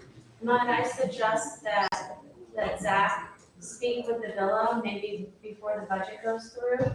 Have a little sit down with them over at their, community center during the day? And that would knock a whole bunch of questions out the door. I don't really want to put them into having to attend another meeting for a single group of people. I don't want to give them overly special treatment. They're welcome to come to the meetings, and the meetings are online, and they do have representation just like everybody else. I don't particularly want to require him to go to another meeting. If it would be helpful, if the villas did request something like that, we might could print something out and send staff with a budget to one of their meetings. They have, I think, monthly meetings where they go through things like that. We might could supply some information that way if they requested it. I'd certainly be willing to listen to an idea there, but I don't want to commit our finance director to that. Personally, what do y'all think? You're spending money to do it, what's it gonna cost, and where we're gonna stop. You have, like, you live there, so you're more connected to the village than I was. But many times over the years, it's not often happy to come in anytime you want, invite me and explain what you like. And it was always open, and through the years, I think a call or two, but there was never any outreach from anybody for me to come in once a month or something like that. So maybe I should take it on myself just to do it, but because you're there, hopefully, they'll be a little bit better represented. I was talking about for this budget, maybe one of our elected officials that are currently sitting could help on those ones. I'll be happy to go do that, that's what they. Well, let me check with them and see, possibly, we can come up with an old variance. As you know, we've got people out there who work for the city that may have a copy of that type of report that we just have to hand over, get approval. My biggest concern, and I think I missed out on it, was stormwater, so I guess I'll talk about that at the next meeting. Thank you. Well, yeah, thank you. Do you, Mr. Finance Director, need any additional information from us before we? Okay. Just one, You have 10 minutes. No, I'm just kidding. I just want to get final kind of circle back to the Parks and Rec director. If there's a direction to incorporate that, and also want to get a feel for, you said 75,000 ballpark, that was the salary. Yeah, I said a brief window in discussion earlier was anywhere from 60, Yeah. starting right out of school, to 75,000 with 10 years of experience, something like that. That was ballpark, that wasn't based on any surveys. Yeah, so main question then is on the revenue side, talk about what will this position help generate? It's easy, the directions there, which I got the sense there was that consensus. It's easy to have the, here's a position, roll the expense in the budget. On the revenue side, is there, do we want to budget for any revenue and say we think this person's gonna pay for half their salary, or just leave it at 0 and say, let's assume worst case scenario and see where we're at? I mean, I think there'll be a lot of discussion, because adding an officer, adding this position will probably be a deficit without that revenue. We just want to get a feel for what would be the best level of information to help start that discussion. I think a 3-year timeframe for, ratcheting in, if we started at number 60, this is the math is easy. We started with the 20,000 revenue the first year, 40 the second, and 60 the third. As far as budgeting goes, I think that would be a reasonable budgeting thing. Budgeting is just an educated guess, that's all it ever is. So I think that would be a reasonable place to start. We can put the numbers in the budget. We can continue the discussion next time, because we're not voting on them now. Just give us numbers to look at. And you can show us how negatively or positively that has affected the budget. Could you tell us the exact dollar amount that is budgeted for the public works director position on this budget? So I can guess based off the old one, but.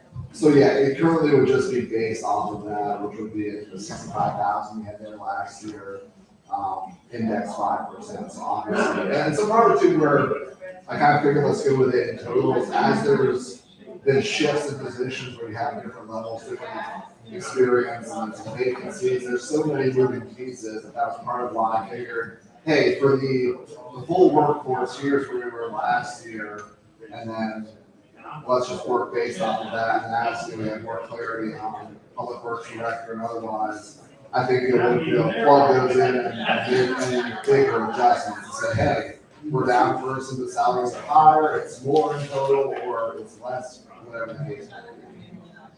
I think we might need a budget higher for that line item. Yeah. We probably will, but we'll know more about that before the next meeting. You want to kind of by consensus give him the ability to, when he comes back with the next meeting, with the next budget, at the next actual meeting where we're presenting the budget, he'll have the numbers. We can't get it to him tonight, but he'll have the numbers before that meeting. Okay, so I guess I misunderstood. I thought the number has to be higher and then can come lower, but it can't be higher. That's correct. That's true on some things. That's particularly true on taxes. You can start high or Right. rollback rates, things like, or not rollback, but millage rates. You can start here and never go up, but you can't come down. That's where that is mostly comes into effect. It's really not on line items within the budget.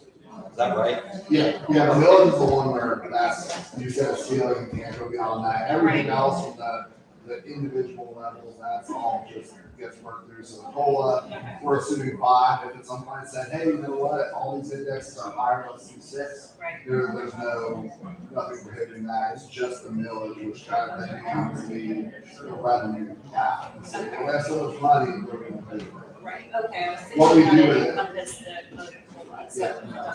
Yeah, just all that does is what we have, what do we do with it? That's totally. You good? Good. Anybody else? Any commissioners or staff have anything they want to do? The remainder of the budget workshop. Hearing none, without further ado, I'll adjourn this meeting. And we could take at least a 10-minute recess. Let's shoot, let's say 15 at 6:10. Start the next meeting. The chair is not comfortable. Hello, Chief. I was just asking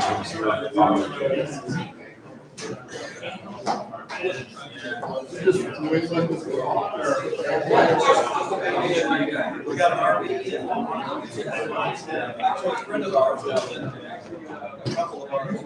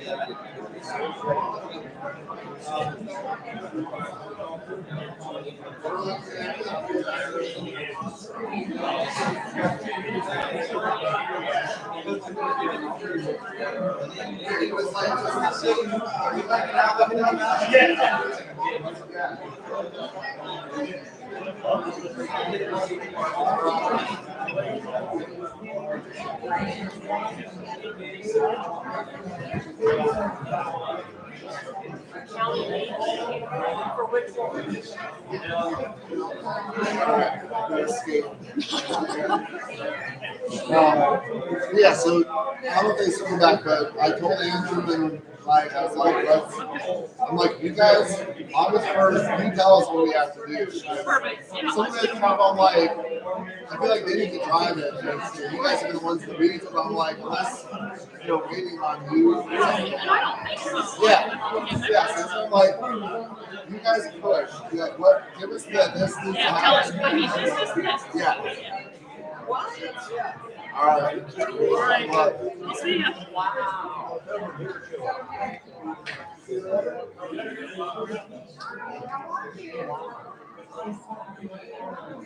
I know they're working by that.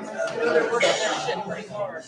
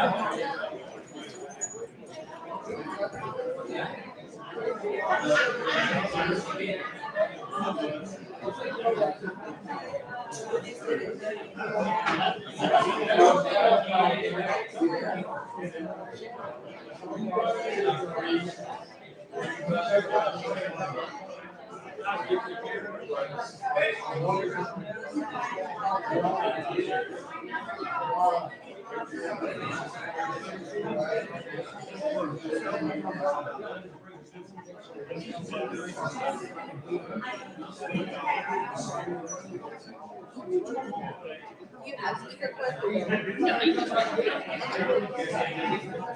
I know he asked for them last month. For speaker comments. I just wrote it on a list of paper.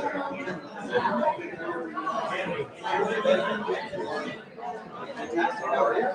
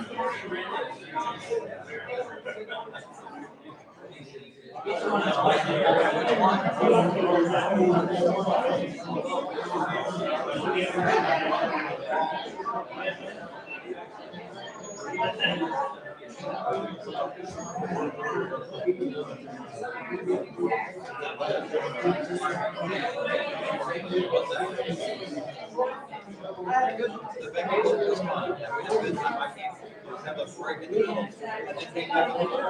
But we got to we had a nice time. Went up to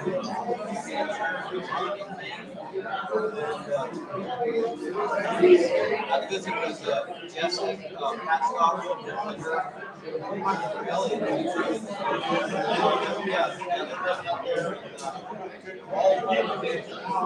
I visited them there.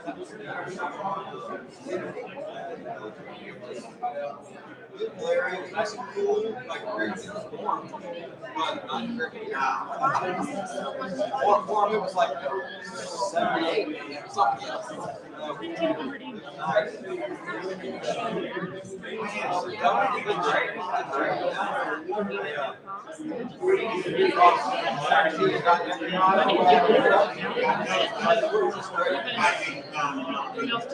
I'm surprised you're easy.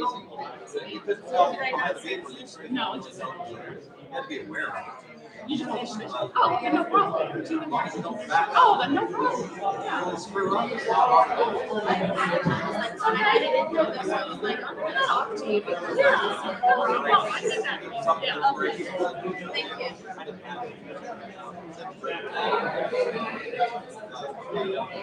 Chassis of my RV. Chassis didn't get my RV was 22. Big. I wasn't worried about it. I'm still not worried about it to be legal. I have to have that stuff. I think 49 out of 50 states. So I'm probably going to get that installed.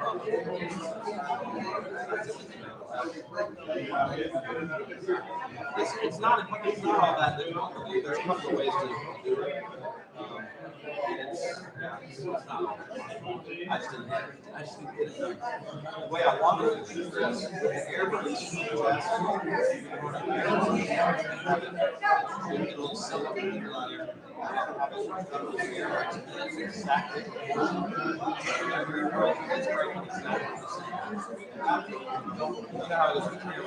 closer you get it, the better. That's probably it. It's actually cheaper. Surprising. Although some of the installments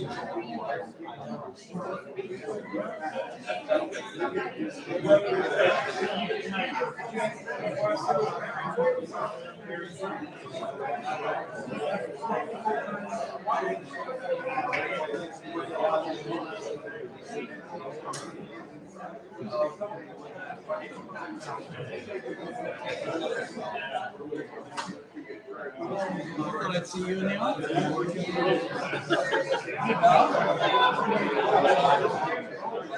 What's this? What's I used to be in your office. Yeah, I know, but I thought you said, who was it that saw that? Oh, that's my dish. Oh, she was talking about something else.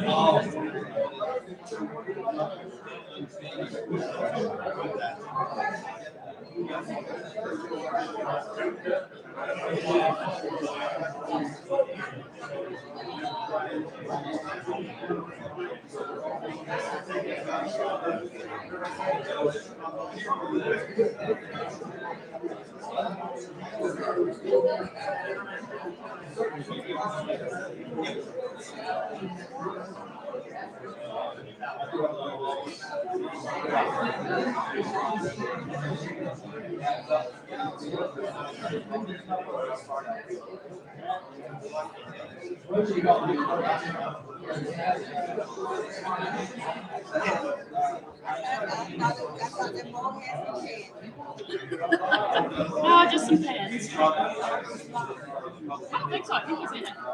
Just walk back in.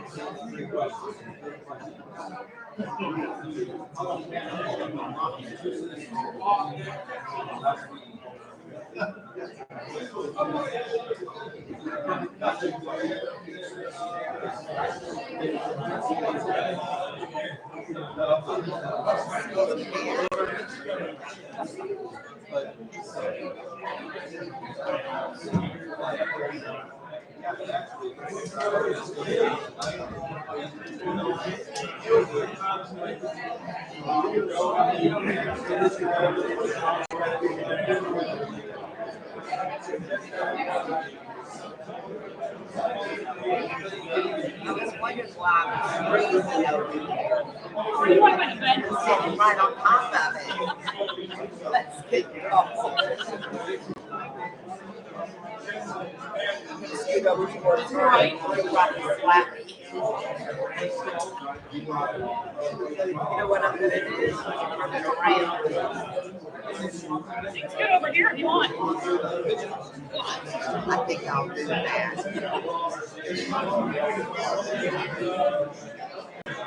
2 more minutes.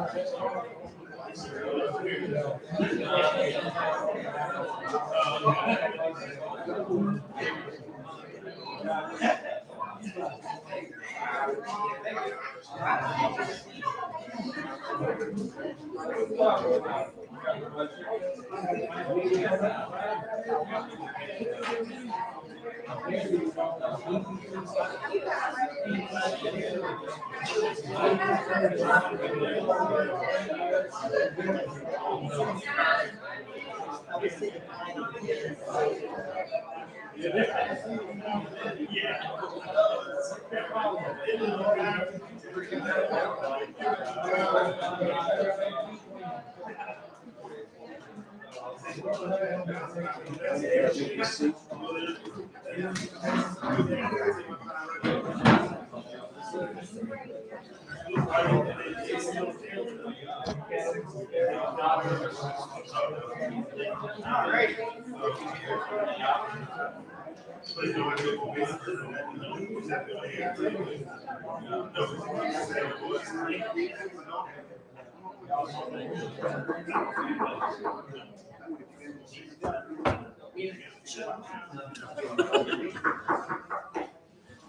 afternoon, evening, however you want to call it, everybody.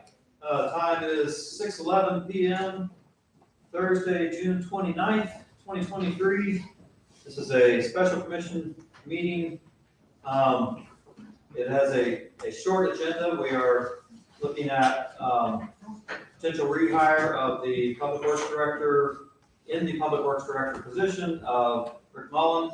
And a second agenda item is the addendum to the contract of the city administrator, or the amendment to the contract of the city administrator.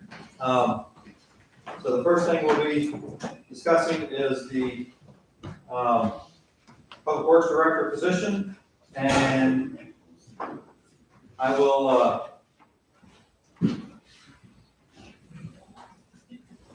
I'm just going to take the privilege of the chair and deliver my 2 cents worth right off the bat.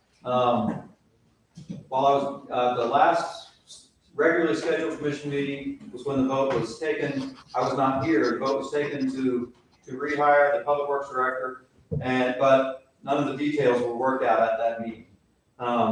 Came back and we had a special meeting and decided to call this meeting for the purpose of finalizing this. So this was scheduled, the last special meeting. I think many of you were here for that. It was quite interesting. But I appreciated the fact that we got through all of that. Everybody got to speak their mind. And I did not say very much at that meeting. I let that play out the way it played out. Y'all were here. I let y'all speak your mind, listen to you very carefully as to everything you said. But I didn't put in very much of my 2 cents worth. So that's what I'm going to do right now. Administration has been kind of my thing in life. At 16, I had a staff of 13 working under me. And it was a family business. I'm not bragging. I didn't really want to do it, but it was a family business. Yeah, I had to do it. This is what you're going to do. So I started early working on administration. I had hundreds and hundreds of people working for me over the years, thousands over time. So I know a lot about administration. I'm not saying I'm perfect. I'm not saying I'm any great font of knowledge, but the experience I have is largely in administration. One of the things that I kind of started out with, probably my father's instruction, but I definitely stuck with it over the years because it always worked, is when somebody comes in and has had enough and they hand you your resignation, you accept it. Generally speaking, when things have gotten to that point, they're irreparable. Sometimes you say, hey, look, can we work out a notice? Can we do this? Can we do that? But basically, when it's soured to that point, when somebody hands me a resignation, I accept it. That has stood me in good stead over the years. And that happened here. Rick Mullen handed in, he retired. It was right before I became mayor. I didn't have an opportunity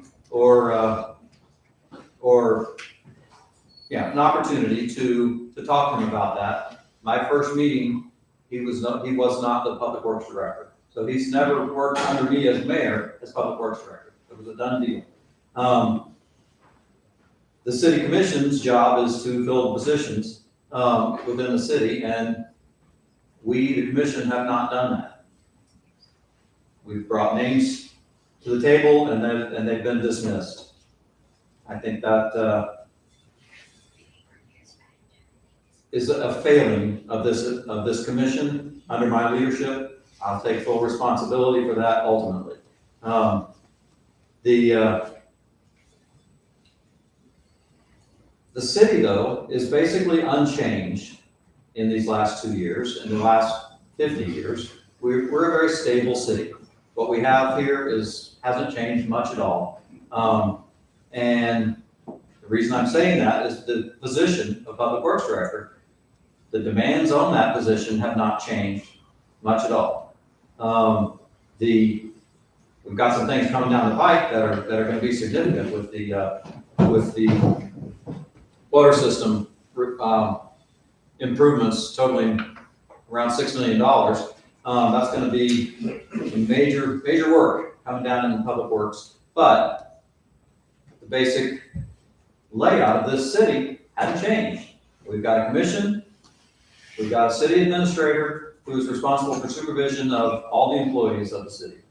That hasn't changed, and I'll go with the old Einstein quote: doing the same thing and expecting different results is almost the definition of insanity. So I think it's unwise for us to rehire Mr. Mullen in this position. We've had a couple of conversations, and there's pros and cons. I'm not saying he's evil. He worked here forever and did a lot of good hard work for this city. I'm not saying anything bad about Mr. Mullen. I'm saying it didn't work, and I don't think it's going to work again. I do understand that he has assured me he has done some, for lack of a better word, soul searching. I'm not even sure if he used that word, but he's looked at things and personally at how things have gone, and it feels like he can change and has made changes in himself that'll make a difference. Management is an art, not a science in many ways. I don't see it being a good fit still. When he retired, it left the city in a lurch. We had been really hurting for a while. That's not all on him, but part of it is. Exactly which parts, don't need to go into too many details on that, but a lot of it would lie lie on his shoulders, if you will. I think that one of the things he said to me was he felt like he was forced out.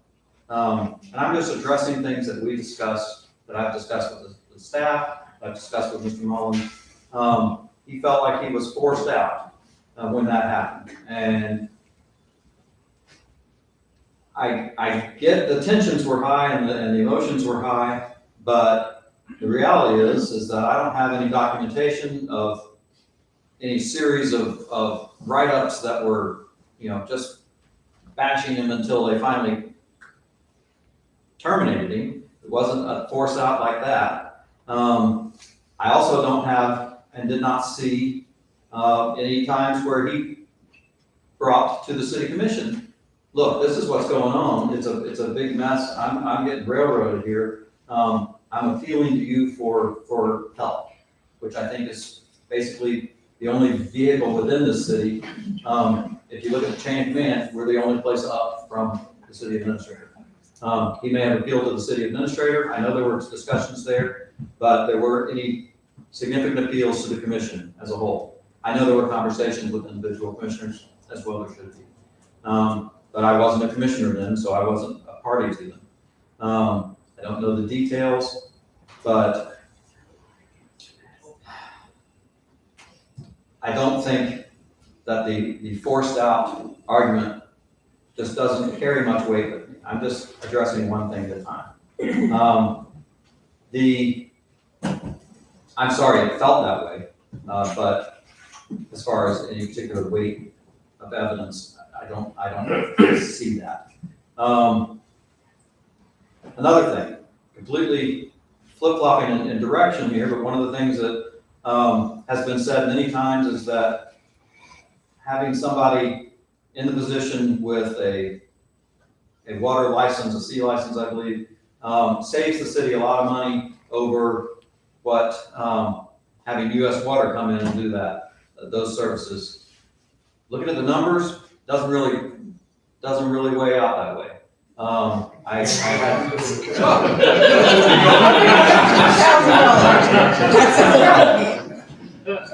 had the staff do a quick add up of what we spent over the last year. It's been about a year now that we've had US Water. What we spent above and beyond that, the base contract, and what we spent for repairs, which is what we're talking about. That's where the variance is. We've spent 70 some odd thousand on US Water. Sounds like a whole lot. Sounds like a whole lot, but by the time you add in costs, the additional costs of the public works director and staff that has to do that, you spend $70,000 on staff real quick. But not even all the problems. Pardon that, I'm sorry, I can't have a conversation with 40 people. I understand I would be in the same position wanting to say stuff, but it just can't work that way. I will open the floor up to public discussion and give people a chance, but I just can't do it back and forth all the time, I just can't.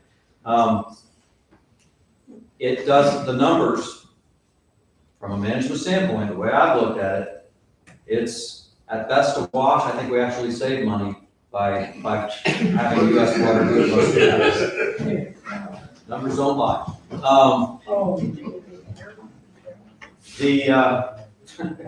That's funny. Another thing that weighs into my decision making and the way I look at things is how people approach these situations. One thing we're seeing right now that I've always greatly not appreciated, and I don't lay this all on Mr. Mullen, but it's the way it's working out consistently, is when people develop coalitions and try and bring pressure to bear to make their point or to hold somebody over barrel. You know, ultimatums and those kind of things just don't work well for me. I believe in, okay, here's what I bring to the table, here's my weaknesses. Those kind of things work. It's not what everybody loves me and I can make a big stink if I don't get my way. Doesn't really work well for me. And I've had that happen, not just here, I've had that happen in other places too, and it has never worked well. And I've bowed to that before, personally, and it didn't work out. You just end up in another place, another 6 months down the road, you're doing the same thing again. When you allow that sort of behavior to carry the day, you get more of that behavior. So that's one of the things that I would weigh in to how I made this decision. Another thing that I weigh in to whether or not this decision is good is what Mr. Mullen has asked for in remuneration. It's not what he would be, it's significantly more than he would be up to now under a regular wage increase. And basically because of his retirement from FRS, he's also asking that we kind of make him whole in where he took a hit in that process. And he believes, I shouldn't say it that way because he didn't say it this way. It appears that he believes the city should make him whole. And as far as his ultimate retirement plan that he had for, his career. And he feels like the city kind of owes that. And again, I shouldn't say that. He didn't say it this way. By what he's asked for, it would be the result would be the city making him whole in that retirement plan as if he never had retired early and gone through all of this. I don't think the city owes him that. I don't think the city owes anybody much of anything other than, the contract that they're working for. We'll get there. But to me, another thing that doesn't, seem to be appropriate. The,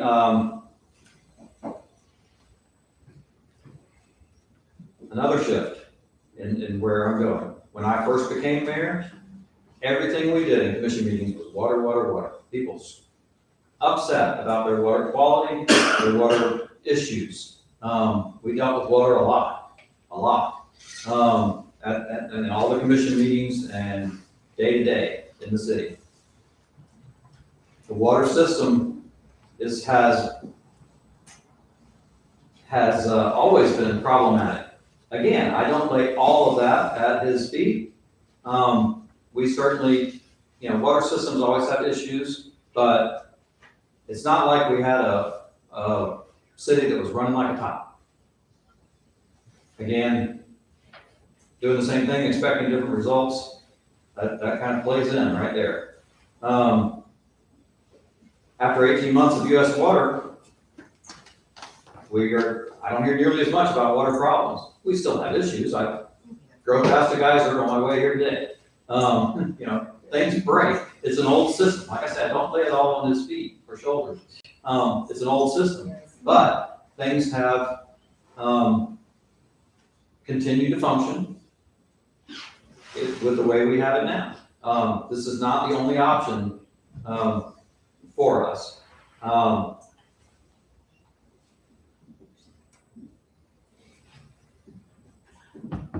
I do not support rehiring Mr. Long in this position. Yeah, I'm allowed to say it 100 if I want. I wanted to be clear about the basic reasons.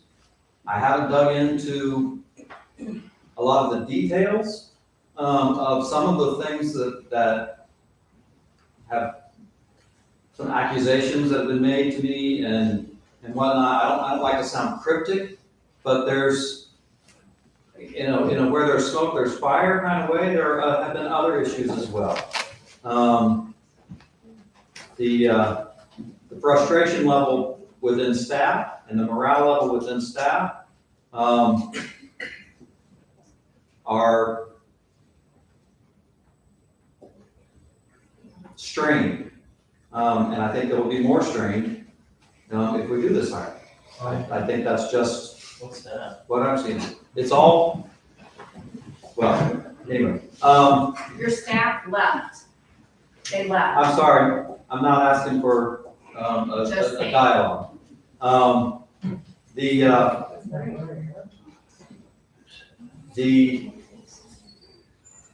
Those are the reasons in general, without diving into specifics, that I really do not support this rehire.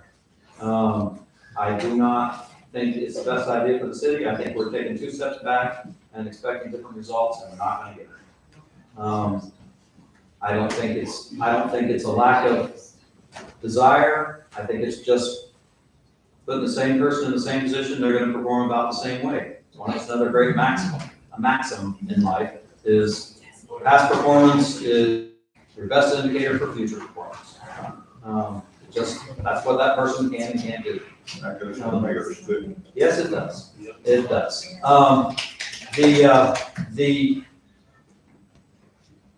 The vote was taken, however, to rehire. Y'all did that. Now's the point where we come to the details of that.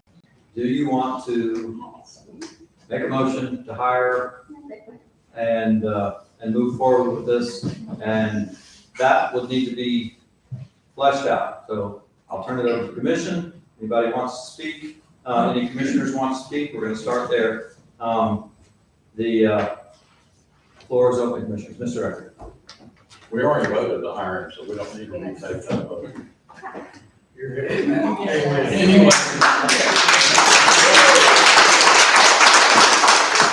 The meeting today is to figure out what conditions and everything he's coming back under. I think that's Anyway, on your statement, you made quite a few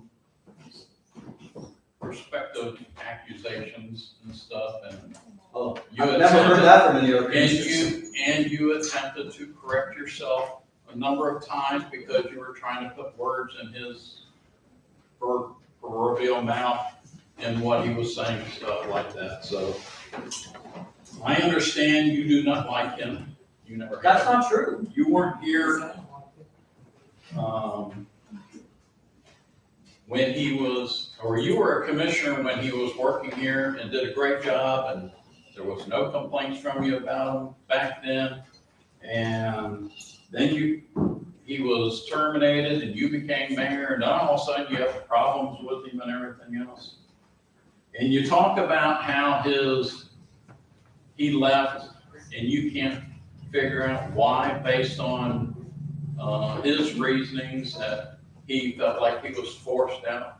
Well, there's management styles that people use that intimidate people so much that they have to make a choice on what is going to be best for them and their families to be able to go on with life. And when your future gets intimidated and possibly threatened, depending on, there's only two people that really know what occurred that I know of, and that's Lee Evatt and Rick Mullins. But if that, and based on my training in leadership styles and everything, I can feel that the way that intimidation is used can get very forceful on people and having them to make a decision. And that's what Rick did. He made the decision that was best at that time. And being forced out in that type of situation shows poor management style. And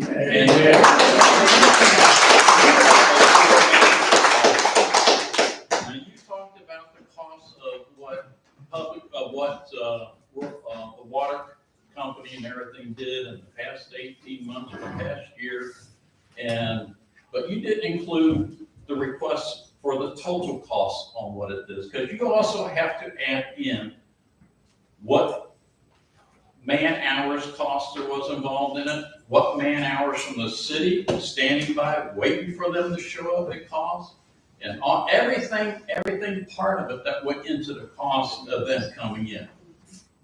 And that was a heck of a lot higher than $70,000. I'm just not. And you talked about his past performance shows what he's going to do. How the heck do you know what his past performance was when you didn't do it when you were a commissioner and you didn't observe it while you were a citizen? Instead, you sit there and you say that the city hasn't changed.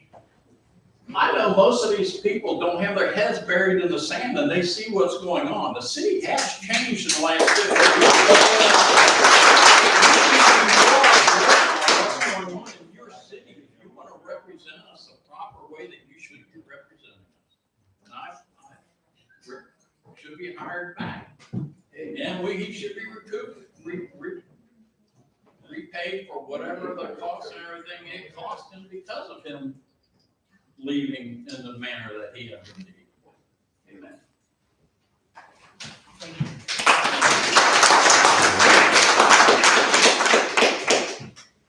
And it don't take me 20 hours to be able to say that. I said it a lot shorter than what takes you to say. Okay, just a couple of things. I won't detail everything, but like I said, I only had a certain amount of information go on as to why he left, when he left. I talked to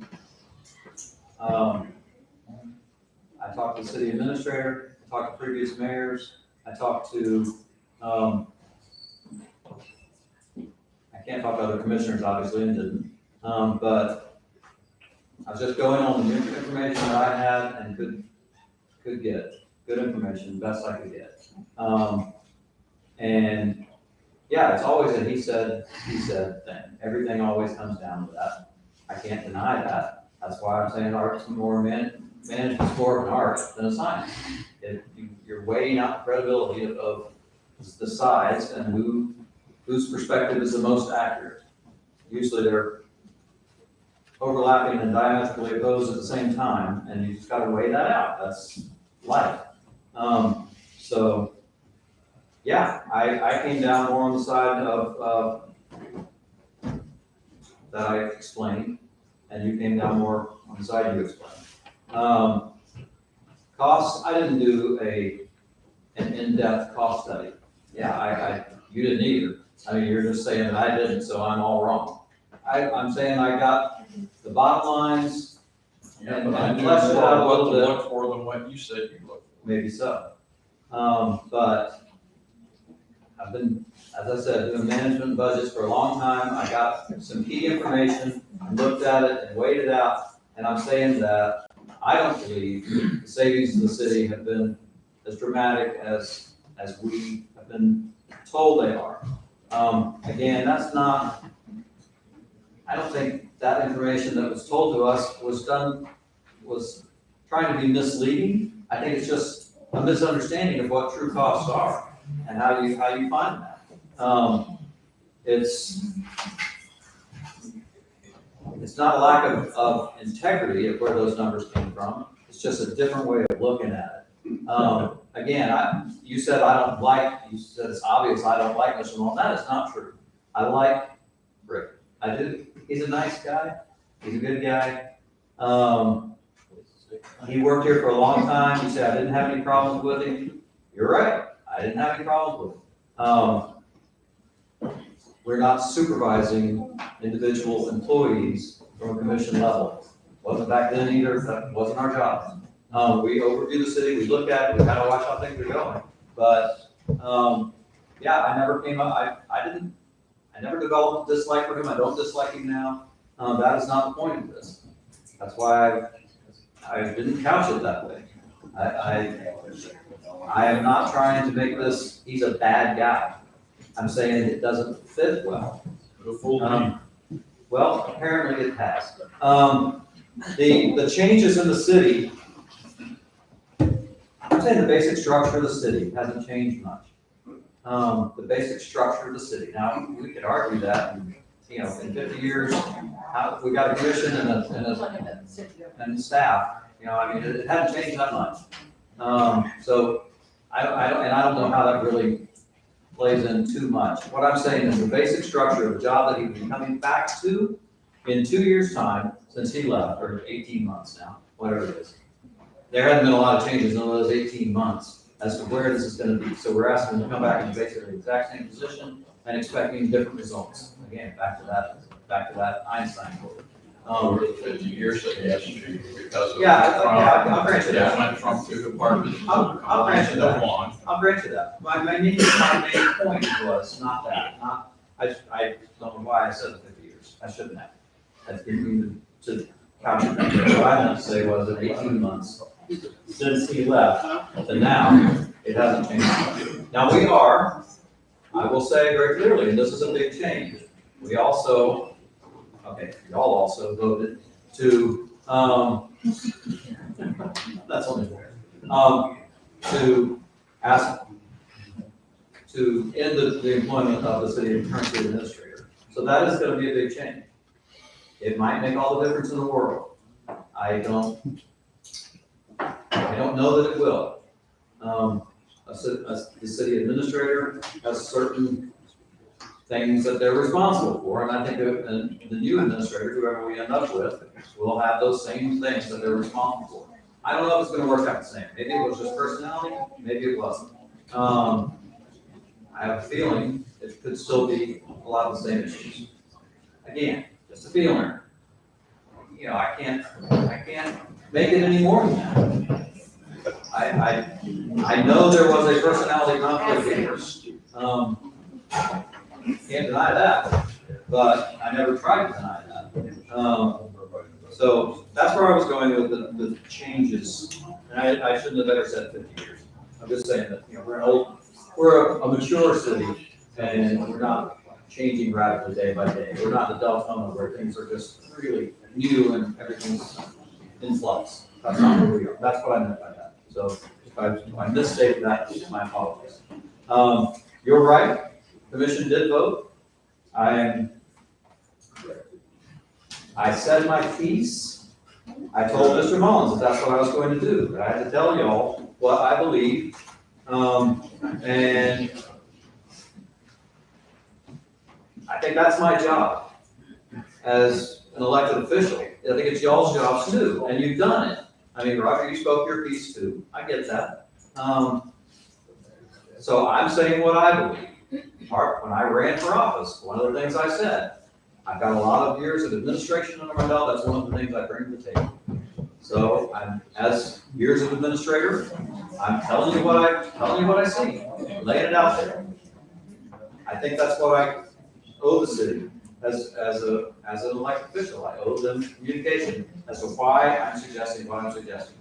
What I told Mr. Mullen, but I'll tell y'all, I'm not going to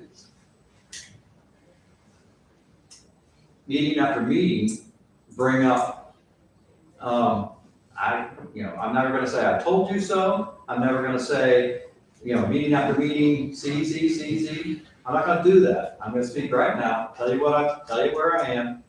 And then if we decide to hire him and we work it all out, I'll be his number one supporter in many ways. I'm not gonna undermine him because I didn't think it was a good idea. I don't do that. I'll try my best to help him succeed. And so I want to lay that out there too. I'm not going to be a backstabber of him in any way, shape, or form. He doesn't deserve it. No position in the city deserves that. I wouldn't do that to any position.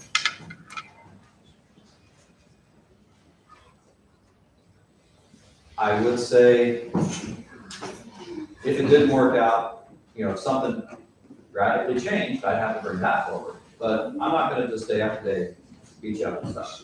Turn it back over to y'all. Anybody else wants I'd to? like to say something.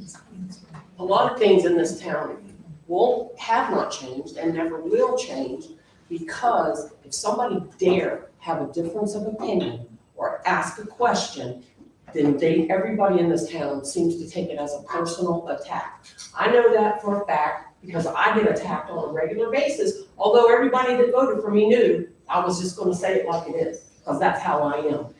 And for you to attack him for how long it took him to say anything, he's trying to get his thoughts together and speak it. Why does he have to be attacked? Because he has a difference of opinion.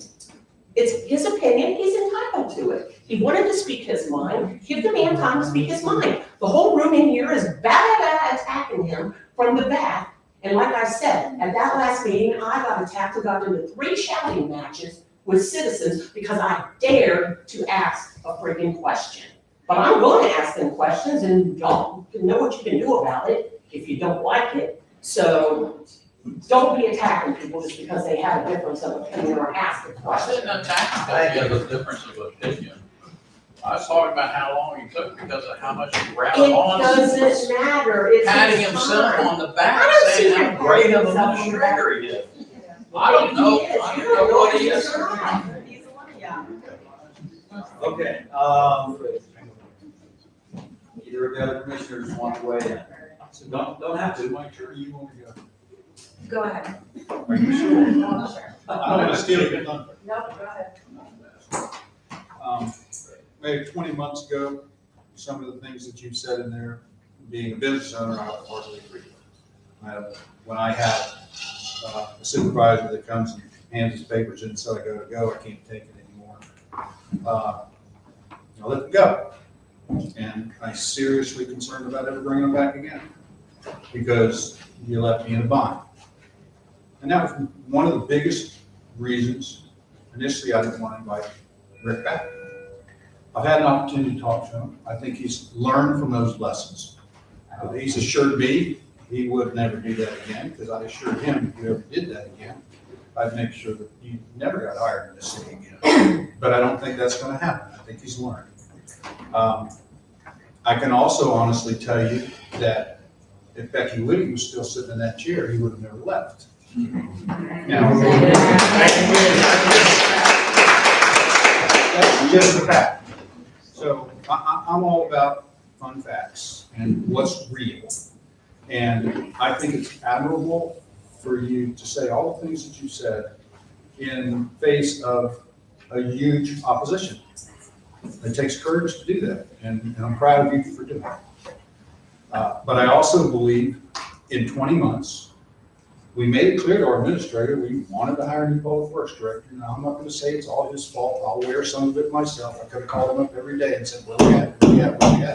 But we're still here 20 months later. He has We brought us, did and I'll only interrupt you for a second, but we've had numerous Yes. applications before us, and they have been shot down by this commission. Not because they weren't qualified applicants. This is true. And once again, you're entitled to your opinion, and that's why there's 5 of us here, so we can make a decision. All I'm gonna say is, we're 20 months later, and we still don't have someone to fill the position. Now, we have someone who's got a toolbox, who knows a tremendous amount about the city. He has public support. And this city cannot continue to run without that position filled. In fact, we've also made a decision to terminate our contract with the city administrator, which, like it or not, is going to happen. So we are going to be sitting here without a city administrator, without a public works director, and who's going to operate the city? Now, sometimes your attorney will come to you after deliberating over a situation and say, I got 3 answers for you, and you're not going to like any of them. So I think we're at a choice today to be able to accept one of those answers that we don't like. And try to look at this to do what's best for the city today. Maybe it's not the best thing for the city 5 years from now, but it's certainly the best thing for the city today.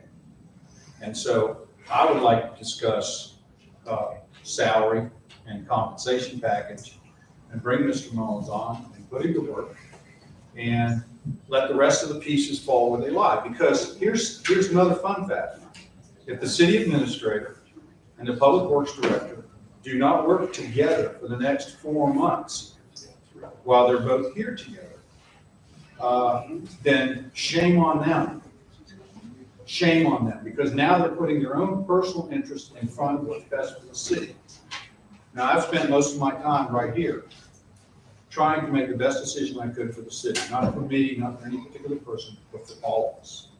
And at this juncture, I feel like this is the best of the worst choices we have. That's it.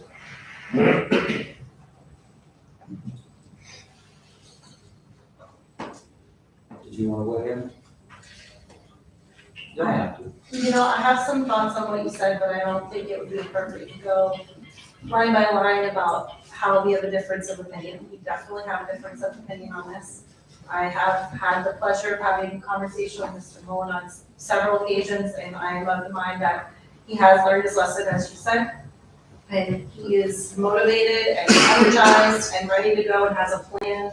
He's proud of this town. He's been here a long time. He has 25 years almost track record showing that he's willing to get in the ditches and work on those things. He's come out overnight. He's brought up the morale of the staff. He's held barbecues and whatnot for the city. He's paid his dues and also more than funded himself by the value he's brought to building that public works building that's out there that's state-of-the-art, gorgeous. I mean, that's a $1 million building that we got for next to nothing.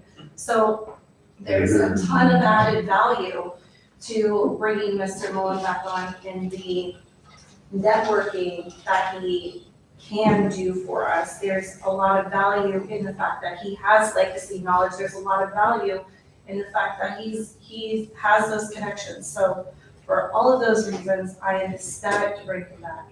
And I'm looking forward to discussing the terms and conditions of his employment.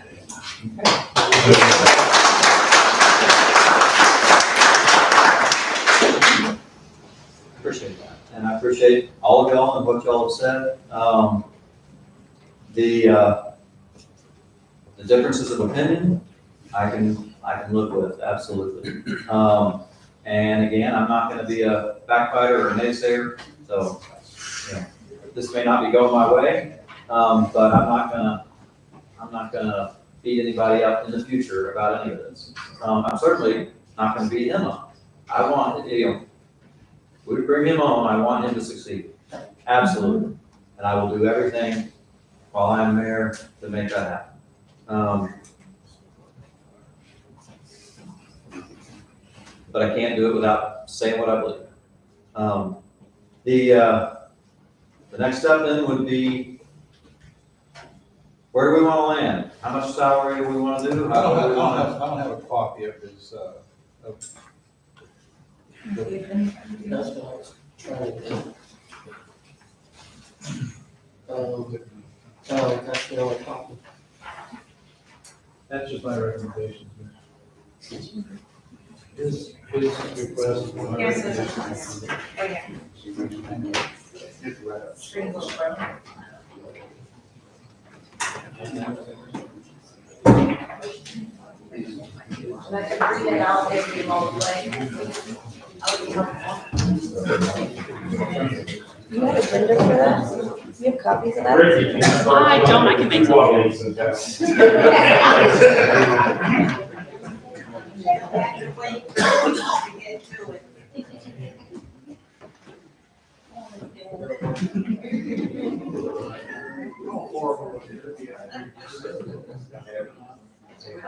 Okay, I'll introduce this. I can, we've had kind of long calls, so I understand people starting conversations, I get that. But let's get back to the table here. I'll introduce this by saying that if Mr. Mullen had stayed with the city, his salary today would be would be right at $85,000. With raises that he would have gotten, raises that happened across the city, some across the city bumps, also, the regular 5%, whatever cost of living increases, he would be at $85,000. He has requested $95,000. I think, and this city administrator and I talked about this, 85 seems reasonable, but that's where we are. Motions need to come from individual commissioners. I'll turn it over to you. Did we have, I think, he said he had staff recommendations, is that all of it? That's the only change? No, I gave a recommendation for each of the four. Okay, so we're gonna go line for line. Yeah, sure, of course. Yeah, we can discuss each thing and then make one motion for the whole package, or we could do individual motions for each part of this. It could work either way. I would think. We're gonna get some copies. Okay, I would think going through it all, making notes and having one motion that covered each item that we're, after we discuss it, wherever we landed.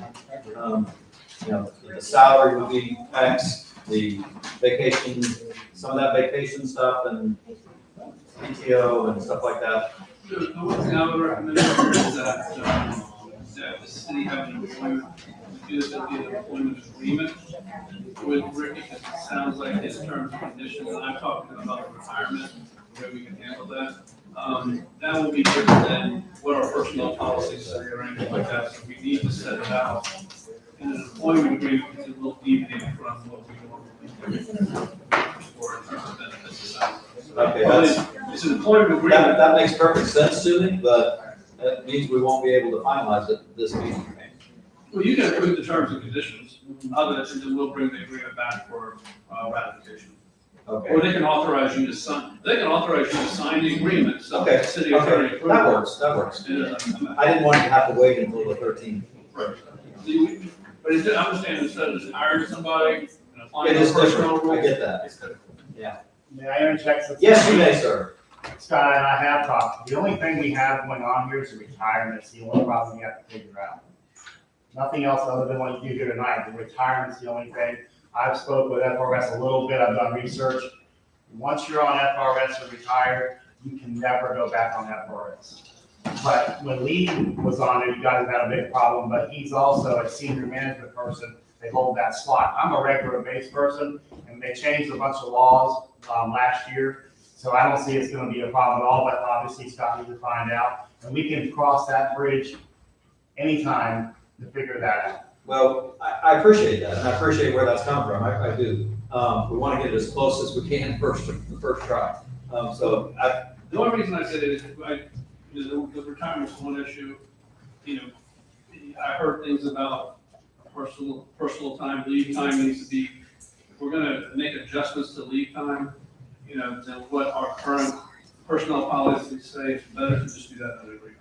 Again, no offense, you guys did it in a meeting before for Asa Kasura and other people, you gave it right back in the meeting and give them including their FRS back like they never left. So I disagree with that. Well, but we, that's what he's saying, is just that we write it down, get it in writing, so that I don't know what he's talking about. when, I do, but it's okay, it's just a what about kind of thing. And that's okay, what I mean is that it's anecdotal. All right, let me rephrase it this week. That's a good way to say it. Let's do it the right way this time. Rick, I have a question. Rick, how much money were you putting into retirement annually? I don't know, it was done by the city, that's all we had. We had to put in 3% or whatever it was. So you don't know how much you got? No, because I don't. 13%. Or what the city. The city matched was The 13%. city puts in 13.7, the employee puts in 3. Jeez. So, I got a question when I talk about starting hours, so what was the criteria you used to figure out that his uniform would have been at 85?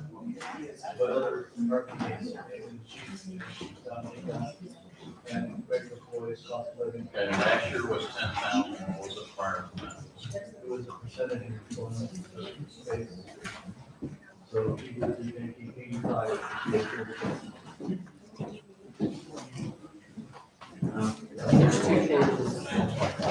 It's double-sided. She said it's double-sided. That's the one that they did. It's double-sided. She's thank Save on the paper. That's the one they gave the park, that's all 10,000. I can't.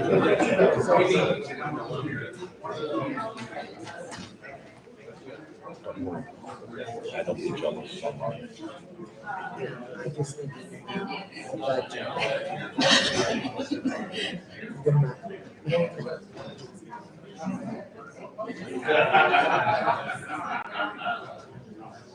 Did I miss any motions? I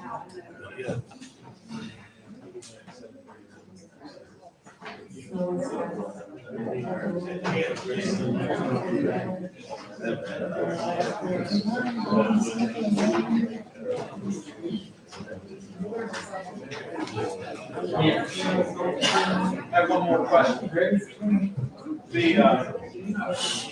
You're recommending that all benefits that I have when I left be restored to the amount of 5 days vacation time is one of the benefits. But what are the additional benefits? We had the time I had lost it, I couldn't get paid for, but I don't care about that, that can go away. I thought more about that, I don't care, but I should get my 5 weeks. Okay. Because I've been there so long, but I was starting back around, I still had the time in, and we did do that for Aussie Casura and a couple other employees. You know, and that's what I'm asking to be put back that way. I wasn't asking to give me all my retirement back that I've been gone. It can't happen. I'm just asking for this way forward, give me some kind of retirement I can have, other than that, because it's part of the benefit package. And I'm ready to make a motion. I have a question, if you don't mind, before we do that. Not at all. I just was curious about the probationary period. Yes. I hadn't asked you about that. Is there a reason for that? I think 25 years has been my probation. I really feel. I just didn't know if there was. I really feel I've paid my dues. Right. I mean, Right. my family's been with me the whole time. My whole family's been adopted in this thing. Everybody comes out. I mean, I did my dues many, many times over at 2 o'clock in the morning in water holes and here and there. I don't think I should have to do that again. I just wanted to be sure wasn't it, something that. And I do see on there, because I did take a quick glance at it, each league has put in there no cell phone. How can I operate with no cell phone? Okay, I'm not using my personal phone. I'm not doing that again. I'm not doing that ever. I don't want to. I understand we had problems with phones before, and I've asked you to put just the auto dialer that can text me, and that's it. And then I have a number and I have the other dollars so I can respond to that because I will be taking water back over and taking care of it. Yeah, 'cause if there's a problem with the well will call his. No, I understand, and cell phones, that was the city administrator put that on a list of things that we needed to iron out. But it's not exactly a condition of employment, I don't think, it's something that's more of a, how we handle, how we handle communication within the city. We can iron it out now, but, we had issues with the cell phone, and we don't wanna hit the same thing. And the issues we had was nobody knew that text messages had to be recorded. I understand that. I So that, how can you say anything? I understand that. Things grew over time. We have no idea. Now we are where we are now, though, and cell phone usage, doesn't matter whether you're using a personal phone, it doesn't matter whether you're using a city phone. It's the nature of the communication that makes it a public record. You can use it, it could be a scrap of paper, your own phone, And that's why I don't want my phone involved in city business. But it's the nature of the communication that makes it a public record. And that, we just have to do some education on that and make sure we're following it right. That's well, ultimately it would come down from the city attorney, but also as the clerk. It's more complex than that. It is more complex than that, I agree, but. Even if he has a city phone and he has a personal phone, any messages on his personal phone are still public records. Right. Only if they're. City related business. And this number, if anybody calls me or does anything, I will tell them this is not a city phone. I have a city phone number, please use that. That's a simple thing to say, easy to say, and if I do happen to get one on it, it all depends on what it's about. Just have to record and turn it in, that's all. That's all. It's not phone call during exceptions. Yes, and that's why, and if we ever got back to phone, which I think was another thing if I ever get back on, you eliminate text messaging on all guys' phones. It's nice to have them when you gotta get a hold of them. But It was one of the things that was a problem at the time when you left, and so that was why it was a note on that thing. We just gotta follow the law. I know you don't have any problem with that. Nobody has any problem with that, we all wanna follow the law. So do It's you have just, text messages from? we gotta do it right, that's all that note was about. He hasn't turned any in. Wasn't anything more than that. Can I make a motion? Excuse me, Mayor, just one second here. I have I'm nothing to gonna say open it about up, phones. I'm gonna open it up. Very to the- important, very important. Okay. That man down there had a phone that controlled the wells and everything else. Let me tell you something, I've been with him when he had problems with the wells, and he had it so that he could control the well if there was something broke and get it fixed. I think that should be put in here somehow. Oh, he's gotta have appropriate tools to do his job, I Okay, understand. that's all I just wanted to get it before we went past. And we do understand that. Commissioner Bass? Yes. I'd like to make a motion that the already hired public works director, being paid. May I, please? Go ahead, Rick. Order. Will have an annual salary of $90,000 a year. 13% of that 90,000 will put into a retirement fund, and we'll work out the details on. He will also be eligible for a COLA adjustment in October. He will be given 5 weeks of vacation pay. And he will also be provided a city cell phone for wells only. I omitted on purpose remaining time, lost vacation, PTO. I think that when we make mistakes in life, and Rick can agree, probably made a little one, there should be a price for it, and that's your price. But that's my motion. Could you go back to what you said right after the 13%? I missed Be it. put into a retirement fund, because it can't be that deal will determine whether it's a, What, when you have a motion, it's probably proper to second it, and we can discuss it. yes. I'll second for discussion. The retirement thing that I talked about with Rick, is if Rick could go back into FRS, there would be a contribution rate that we would pay. And sometimes what you do, especially with managers, administrators, instead of paying what would go into FRS, you pay that into a defined contribution self-retirement plan. The issue that we ran into with Lee is the city, the FRS said, because Lee was feeling, even though he had retired, not to go back in and participate, that Lee would, the city had to pay a certain percentage to the state because he was occupying an FRS position. And there was a percentage that's calculated every year that they still wanted, and there was a total contribution. And what we can do is say, we would pay into that retirement plan the difference between what the total contribution is and what anything FRS says we have to still pay to FRS because Ricky is filling an FRS position, even though he can't go back and join. That could be zero. That's what they dropped everything with Lee. And so it could end up being more than 13%. I don't know what the contribution rate is for regular employees right now, but I want to at least advise the city, you want to be in that situation. If you agree to give him 13%, and FRS says, well, you got to pay us 15%, you're paying 28%. So that's just the thing I want to make sure you don't get into that situation. And the better way, the way it's typically handled, what I told Rick was, we'll just have an agreement that says, we'll put into your FRS, or into your private retirement, a contribution equal to what the total contribution would be if you were participating in the FRS, less what the FRS says we have to pay. And it's always less because it's a portion of the total requirement. Are you okay with that verbiage here? Yeah. Yes. Yeah. Okay. Well, And it could be more than 30, it could be less, I don't know. 'Cause it's I would gonna like change. to amend my motion to say what you just said. If it's 13%, then you get nothing.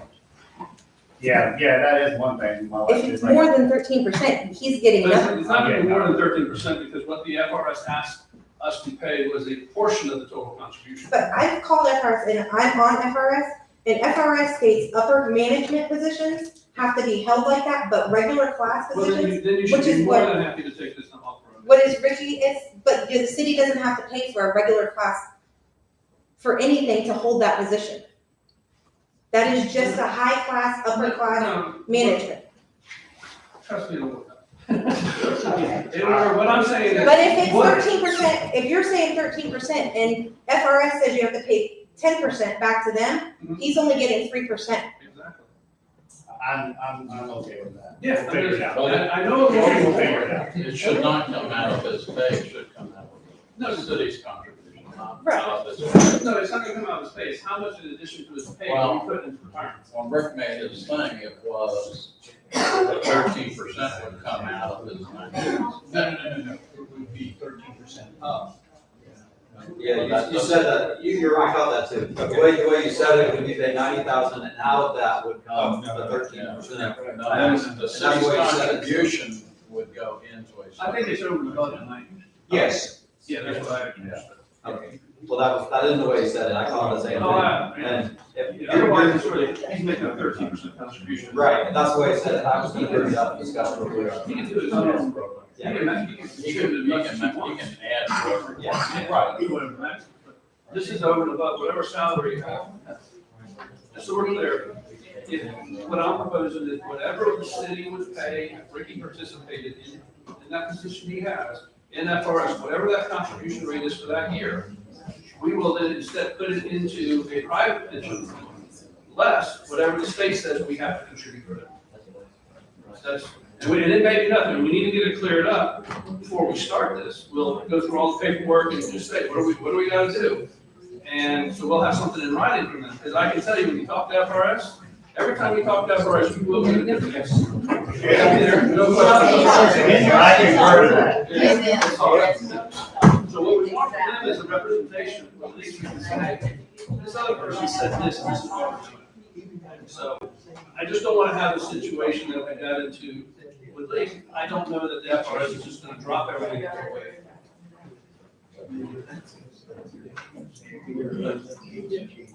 And if it doesn't, So that's an unknown. at this current time, it's an unknown retirement, but the intent is it will cost the city no more than if Ricky fully participated in FRS.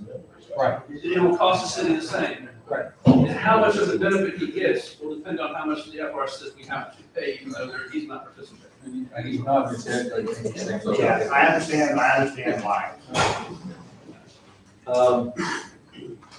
So we have a motion and a second to a salary rate of 90,000 with a 13% match, with the difference being how much that we have to pay to FRS. No, it's part of that. You want that years of service kind of. I think the first sentence left out. And tag on everything. And he said it could be 50. No, he said 13%. Oh, He's saying leave that out. Yeah, leave that. Leave that, okay, so we have a motion that says, pay him $90,000. That's all we're gonna say. Can I have one of $90,000, And the plus the city will contribute to a private pension for Ricky, the amount equal to the contribution rate the city would have paid to FRS if Ricky participated, less any required obligation to make contributions to FRS because he's not participating. That's basically it. And in addition to that, he'll be eligible for a COLA increase in October, along with everyone else. He'll have his 5 weeks of vacation time, and And that may be the thought, but, I just asked him the clarification. Some of our benefits, especially personal leave or sick and vacation time, are based on your years of service. So his years of service will be, as all his past service will be added. He's not a new employee. Right. Right. So for calculating his vacation time, he'll be calculated as Based on recognizing all his years. prior years of service. Yeah. So that's the And that may motion, be in here, but I don't. so that's the motion that's been made and seconded. No, question, clarification on the vacation. You said that we're only approving what his accrual rate would be. We're not giving back any vacation. No, what I said is that he would earn 5 weeks a year of vacation pay. Right. But any monies that where it's, Any monies he has already paid. Yeah. Doesn't have accrued vacation. yes, yeah. It says here that the remaining time that I lost vacation and PTO. So it gets back to percentages that he wasn't paid. No. Just the In other 5 words, weeks. he would get 5 weeks of vacation. Okay. There would be no probationary period. Okay? But the remaining time that I lost vacation and PTO, that was not paid. City is very good. What I didn't pay attention to, because mine didn't have the back page, it speaks about a company truck and being able to take the truck home. I think anyone that's in a position of responsibility, where they're on call for 24/7, they need to take the tools with them so they can be ready to go to work. So I don't know that it has to be part of this agreement. I think we can make that motion at the next meeting and say any public works director that works for the city should have a vehicle. I think we need to take on vehicle policy. We do, We do. I think we need to have one. yeah. Because I think certain employees should have the ability to do it, and certain should not. I go out 2 o'clock in the morning, 3 o'clock in the morning. Yeah. All that, and I also have it for the laptop, because we have, call before you dig. Anybody here does, any kind of excavating knows, you gotta call before you dig. We have to respond to those. It's all done on my computer, it was in my truck before. I did all the locates on a day-to-day basis, and that has to be done. That's the law, we have to do that. So I do them myself, or have somebody come help if we gotta dig it up and see it. So that has to be back in the truck with internet capability, because it comes on the internet. Yeah, I think that's all, like you're saying, I don't know that needs to be in this agreement, it's just kind of part of the job, part and parcel of the job. Part of the But job. we could make. I just want it to be restored back to the way I had my privileges and stuff that I had, so it will not have a, oh, you can't do this now, you can't do that now. I don't want to have to go through that every single time. Right. I don't think that's helping the city at all. That's it. I agree. Give us an opportunity to work some of those details out down the line. And I think that we can, because I don't think anybody expects you to work without a vehicle or the tools that you need, and that tool is a computer to be able to do your job, and so be it. And if you're on call 24/7, you should be able to take it home. I just think it's a no-brainer. But, and to Roger's point, we probably need a policy, citywide to talk about. So, can I ask one question though? Yeah. Will I be able to take the truck home when I start to work, so I can have it? Or do I have to wait for you guys to approve it? As far as I'm concerned, you can. But, It's you know, I'm not part of keen. the tools that you need to do. I just want to be clear, I don't want to have somebody come up and go, you can't have that truck at home. I don't want to have this problem. I just can't use it, I agree that you just can't use it for personal use. I never have. I know. I have my own vehicles, I don't need them. I have a question, that 90,000, is that more than the police chief makes? That was gonna be one of my questions too. What is, chief, Makes 85. chief makes 85? I find that a problem as He well. makes 75.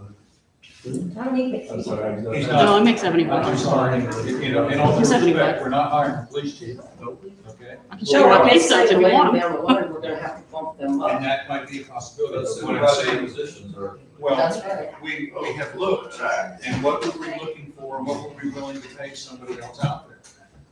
Okay, and we haven't found them to hire. And the one guy that looked really good that we could have hired, you know, Carlos Moran's. well, we had Last more minute. than that. They got this. Yeah. We didn't have Um, anybody that had the C license. Yeah, yeah. They got dismissed as a part of service that we had for a while. You're right, it's a market though. I get what you're saying. You know, it's an individual market. There's a market for police chiefs and there's a market for public works directors. I get what you're saying. But there's also the, within the business, We'll have to the deal, dynamic as well. we'll have to deal with that when it comes down. But I think that was gonna be a question I asked as well. It seems that this is shaking the whole boat, not just this. Oh, definitely, we'll have to make some changes.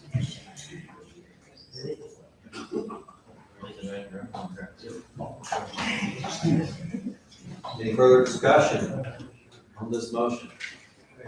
Yes, sir. What's the effective date? Oh, what's the effective date of hire is a good question. Tomorrow, today, you work the weekend? Weekend, this is part of the deal. Yeah, I made the motion, I will get to the motion. I don't ask anybody to start work on Friday. We need them. Monday morning will be soon enough.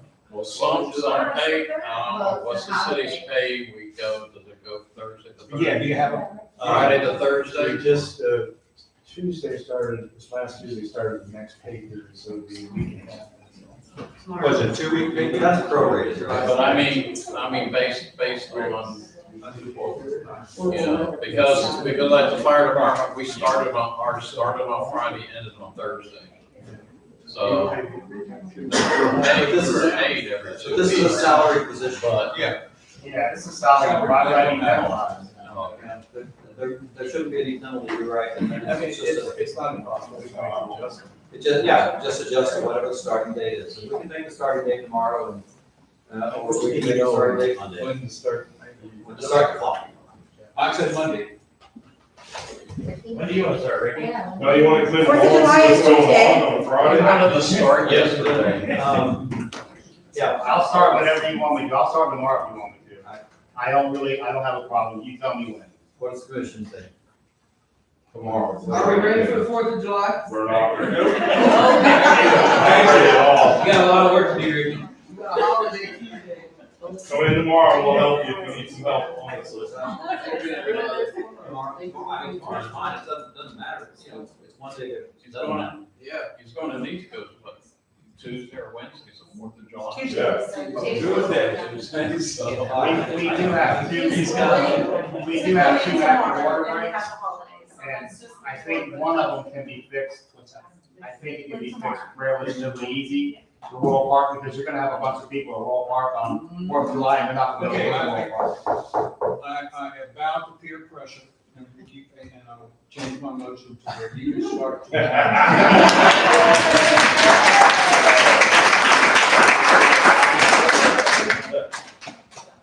Can we vote? I'm missing dinner at 6 o'clock. No, one of the things that I always do, and I'm gonna do it again, and I'm gonna hate every minute of it. I'm just kidding, that was a joke.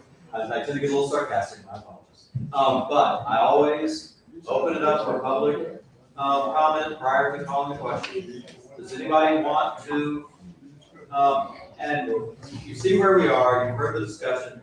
I don't think we need to restate everything, but I'm opening the floor, as I always do. Russell Russ, 287 South Lakeview. Cameron, I would ask the question as to why the vote was already taken to hire him back. Why did you feel the need to come in here with your comments and opinion? Okay, I'll explain it, and I can do it pretty quickly. I went on vacation. Yeah, I know. I told you I can be funny sometimes. I went on vacation last month at the meeting when I wasn't here. We had discussions about rehiring Rick before, and I had expressed my reservations very generally. When I wasn't here, the commission that was here voted to hire him back. I came back, called a special meeting, and asked that, in looking at it, the motion they made didn't really flesh out any of the details. So I said, okay, well, we said, let's set the meeting for today and make the details and do the deal. And that's why we're here. Yeah. But your opening in this meeting was that your opinion to the negativity of, I don't even really want to rehire him, but it seems like we're here. What value was added to the conversation? That's a reasonable question. The value that's added was, I generally expressed my reservations. I wanted to fully express them as best I could. I'm not gonna say everything I believe, because that's just not appropriate. So I said, I'll say my piece. I said my piece. It took a little while, I grant you, but I said my piece. And like I told Mr. Moan yesterday, we were talking, sitting in front of office. I gotta say it, and I'll say it in one time, but I'm not gonna beat him up. I'm not gonna say anything negative. This allows me to go forward with a positive mentality. I'm gonna go forward positive. I don't look back and say negative stuff all the time. I'm going forward positive. Ms. Brassel. I just wanted to take a second and say thank you for moving this along. It's been a long time without a public works director, and you know how I feel. I felt Ricky's a good choice, and so I'm happy we could all agree and finally get our city back on track. Thank you. Thank you. Mr. President. Thank you. I just want to go on the record stating that I fully support bringing Ricky Mullins back. I think it's going to be a good step forward for the city. And I don't want to rehash anything, but I just want to say about 16 months ago when U.S. Water came on board, prior to them getting hired for their contract, they were secured to do a study of our system, and they made the study, and they made, I think, 34 recommendations for improvements. And I just wanted to say, kind of, I don't have to have the answer, but I just want to read, can anybody tell me how many of those recommendations from the water study were completed by U.S. Water? One of the important ones, I believe, was, one recommendation was to load test all the fire hydrants, certify them, and paint their caps to indicate their load capacity in the event of improved service. I haven't seen one of those painted. So hopefully we can move forward and we can implement those changes made in that recommendation that you made, Rob. That would be all for Okay. I'm gonna go Mr. Burton, and then you. I'll just say that one of the things that has having worked with Rick for 12 years, the thing that I kind of always pushed him to do was to give some sort of the work that he saves the city, the money that he saves the city is never captured. I can hear you, the word might be saying that you're beating them up, but the fact of the matter is that there's more work that has been done that did not get captured. I remember he used to work on our police cars. I remember, I don't even go to the list of things that he used to do, but I think in going forward, it might help the city, because when you're doing your budget and you're budgeting in, oh, well, Rick is going to take care of it. No, if he takes care of it, then it should be captured so that you can add that to whatever it is that we're also doing, because then you get a better picture saying if he's not here, then we're going to have to come up with a way to make that work. So that was just my personal, explanation to Rick, because I worked with him, I supervised him as a city commissioner for 12 years, and there was never a thing that he didn't do that I was just, would be, that he did do that I was in opposition to. Appreciate that. Yes, ma'am. Okay, the only thing I want to say, to Mr. Todd is that one fire hydrant was painted. We took upon ourselves because we had tried to get the one at our church painted. And they kept saying it was, so we painted. So one was painted. You got any more paint? I can tell you about Mayor, That's a lot. I always have to say something, I'm sorry. I want you to know that, I know you had whatever issues and people have things. I worked probably I may have been one of the fewer Lake Helen people that work pretty closely with you because I'm part of the Saddle Club. And I want to tell you that there was never a time that he didn't make sure something was taken care of. We needed help, and also, he was on call 24 hours a day. And I would go somewhere sometimes at night and I would see him out there working. So we didn't have that with this water company or whatever it was. Did you recall when we have, now that we have Ricky back? What?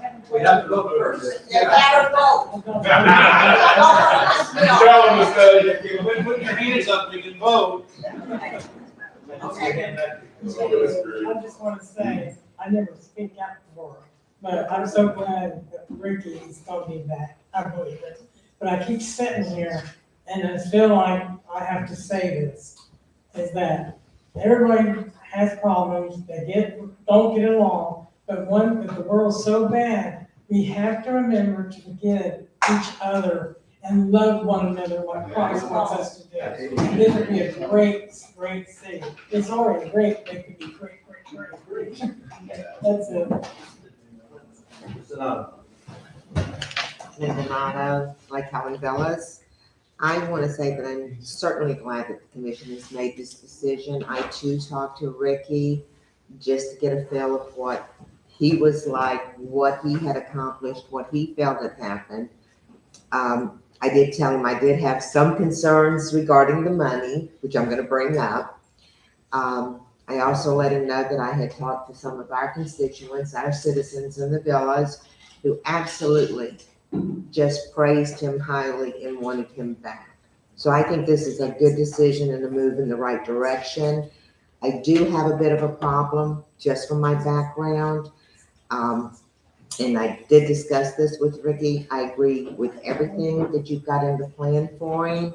However, I believe that coming in at $85,000 in October, he's gonna get a 5% COLA, which would put him at that $90,000, plus the 13% that we'll be putting into his retirement fund. And remember that this, of course, is the citizens doing this. I also feel that it's only fair that you've got two department heads that are over, obviously, two separate types of departments, but equally in demand. Citizens need public works. We also need the police department.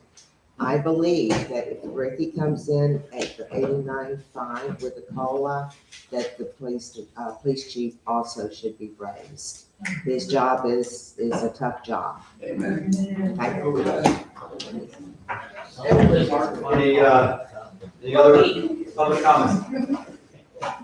Thank you, I appreciate it. I always open the floor for that. First 30 minutes, maybe at times. But we always need to be open. So thank you all very much. The question has been called. I think the motion is clear. All in favor say aye. Aye. All opposed? No. Motion carries 3-2. And just for the record,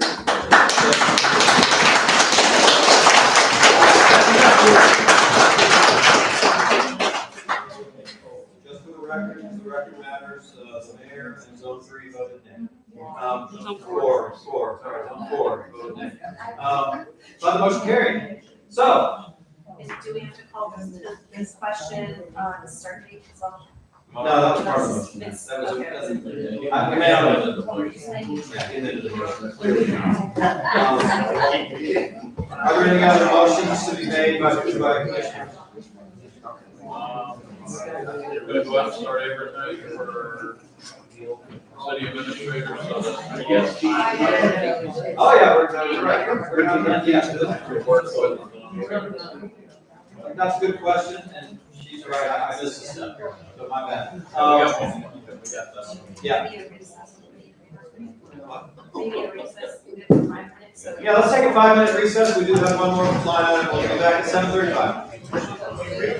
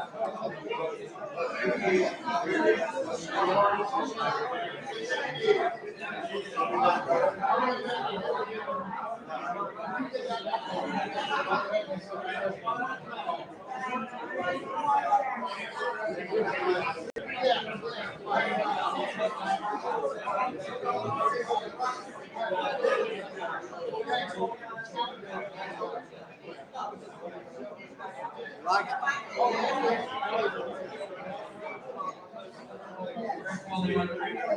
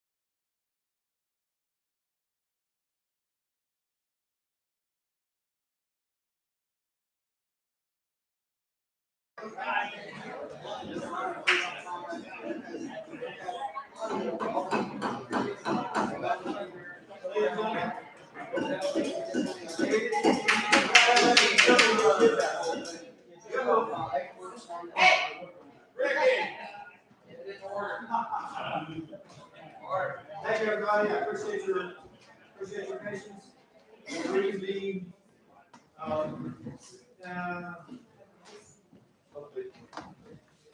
And, yeah, if y'all in the hall can talk softly, because it doesn't sound us carrying.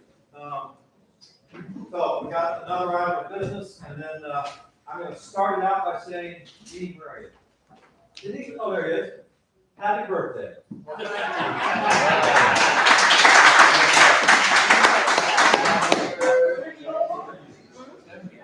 77 years young. Yes. Congratulations. All right, so our next item of business is amendments to the city administrator's contract, which will codify what the commission voted on, the last regularly scheduled meeting, and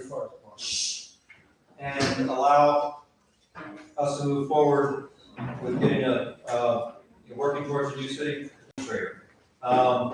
I have two in front of me. Can I mention that, can I tell you why? Yeah, I was gonna say, I have two in front of me, and I'll turn it over to the city administrator to explain. Okay. At the last meeting, you instructed the city attorney to draft one with a date of resignation of November 8th, right? And so he did send that to me. I modified it with the second one you have in front of you, which puts it at December 15th. And it also changes the word resign to retire. Other than that, there are no changes between what the city attorney wrote and. There was one change, it is, you choose the date, you said something about the meet, vote on June 28th? Yeah, so the June 8th, it's now 8th. Oh, it's 8th, June Yeah, 8th. that's what you had, yeah. Okay, That was a type on my part, I'm sorry. okay, all right, so June, now go back to the first one. Yeah. November 8th. No, June 8th when they voted to Oh, terminate. Yeah.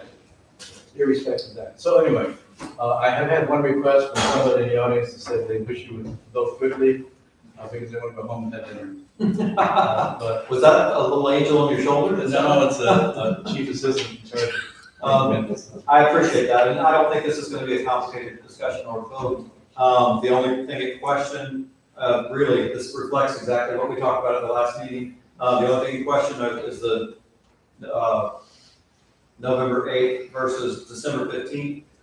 In conversation, we talked about December 15th. One of the main reasons for that was, it's his anniversary date, and it's a full 3 years. And these are all arbitrary in some ways. You had some rationale behind your November 8th Yes, comment. I don't want the next commission to change what we're trying to do. Do you think this will, materially affect that going to December? Yes. Do you really? Yes. The one thing I remember at that last meeting, that there, people, including the audience, was very adamant that this get done before the next commission comes in. And, Well, this is done once we vote on this. no, I'm saying that this gets done, he's gone before the next commission comes in. That's why they said November 8th, because November 9th, the commission gets sworn in. Can I ask the city attorney to address that, because we've talked that. Okay, yeah. So share some. The other thing he and I talked about, the reality is the next commission can come in and rehire. There's nothing you have to do, you can't tie the next commission's thing. You could have this done, next commission can come in and rehire them, like. The reality is that's not gonna happen, I don't think. No, But, I'm saying the reality, that could happen. You're right, it can't tie for future commissioners' hands. And I will assure you, I'm trying to say this in a nice way, I don't want to stay beside the line. Thank you very much. Yeah. I want to be able to walk away. And this does not alter his ability to resign sooner, nor your ability to terminate him sooner. You still have all those rights, and so. The only other I just thing- have a problem because it was agreed upon and now it's changed. I changed it on him. I understand, I didn't know what to say. Well, it's a negotiation, and that's why we're here. So, yeah, he's thrown another offer on the table, and that's what we're doing, is negotiating. And that's all good, there's nothing wrong with that. And I understand your point. Valid, and yours too, valid, and that you pay that November 8th for a reason, and it has to what at least both of them do. My concern is, or not concern, another thing that we're gonna have to look at, and maybe it's, I should wait till we vote on this. This doesn't bring us to, one of the things we wanted was having, overlap for the sake of the city. And if we don't bring a city administrator in, if we hire the new city administrator right before the next commission, that's kind of what I wanted to avoid, is the timing. It's better to let the new commission hire their administrator. Not imperative, but it's helpful. The other option would be to hire an interim administrator. Interims have value, and we can overlap that way. And we may end up keeping that interim, but we could certainly hire, with the understanding this is an interim, the next commission may want to hire a permanent one. There's some validity in that too. And actually some real benefit to having an interim. Interim could work out some things that are tough and know that he or she doesn't have to, win any popularity contests. They're working on issues that need to be ironed out before the next permanent person comes in. So interims serve a purpose. That may be a place we would want to go, because we're not really gonna have an overlap here. I'll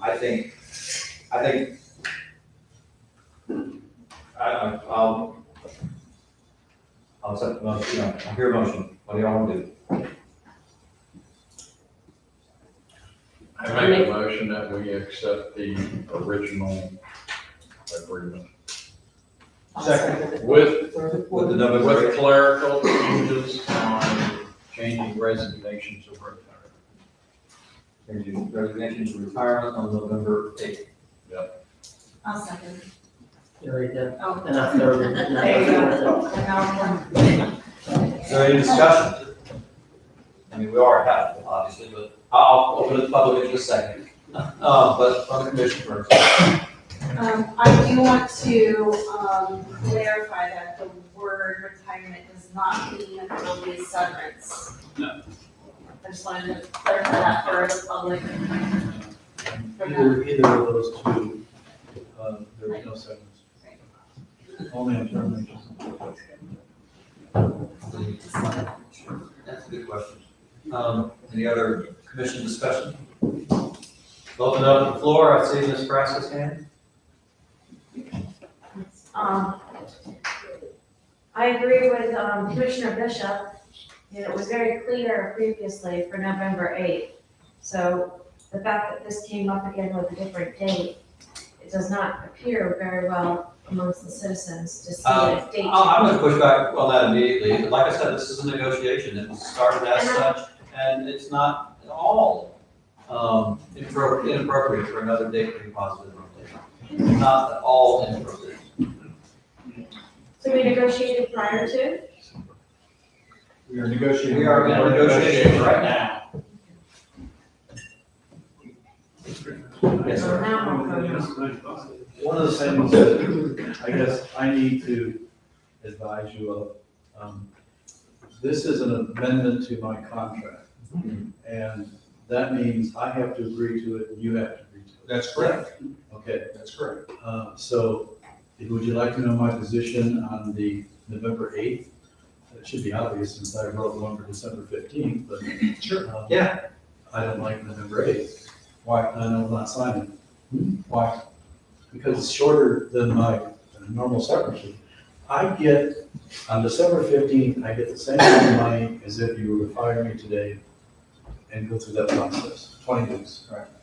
I'm willing to work that time to go through all the things we have to go through between now and then, including perhaps hiring an assistant. And I'm willing to do that. I see. I understand what you're saying. In other words, you can say, I'm not gonna sign it, and then we're gonna say, okay, we're gonna terminate you tomorrow, we're gonna pay you the severance, and you'll get paid it all. Everybody gets to go home. Yes. And I'd rather stay and do the work that I'm most familiar I hear with. what you're saying. I hear exactly what you're saying. And I think we get a lot. And I think we're better served by that. I'm assuming that one of the first things that you're going to do is to, Tomorrow morning. petition for your replacement. Yes.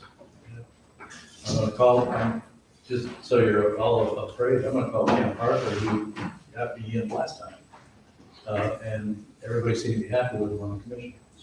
And, One of the things I sent, I think I sent over an email, Oak Hill's going through the process of hiring a new administrator right now. And Ken Parker's doing that. So they're gonna have a lot of applications for people who are less of VC. Very similar. What's that, Volusia County City Managers Association is what he works on. I'm not sure, whatever it is. But I'm saying there are applications, one most likely will be selected at some point. There are gonna be other people who apply who wanted to work in Volusia County, who wanted to work for a small city. Comparable, very comparable, so it may be beneficial to get the applications that are eligible. Is that Kelton's group? What's that? Yes. Is that Kelton's group? Nick Hilton? Yes. May I finish? Actually, I'm gonna pull this back to the table. I appreciate your question, and it did start the conversation in a different direction. So Well, sounds I'll like raise we my may be hand changing our back minds. So there. I'll recognize to the public again, but I'm gonna pull it back to the table for a minute. You've sparked some more conversation. So, having heard now what the city administrator says and what the benefits are, I agree that we should go with the December 15th date. But I've Let's say counted, what? and I believe that November 16th is 20 weeks. Not December 15th, so I think maybe there was an error. No, it's, if you fire me, then we have 2 weeks where you come up with the charges or the clause and the whole thing. So it pushes it back. Okay, so add 2 weeks to that, and that'll bring us to November 30th. It's still 2 weeks difference. I mean, How did you calculate it? Obviously different this year. Well, I know. yeah, I mean, I'm not saying one way or the other, I'm just, I'm I not think the coming old out with the fashioned, same number. July 15th, August, September, October, November, December 15th.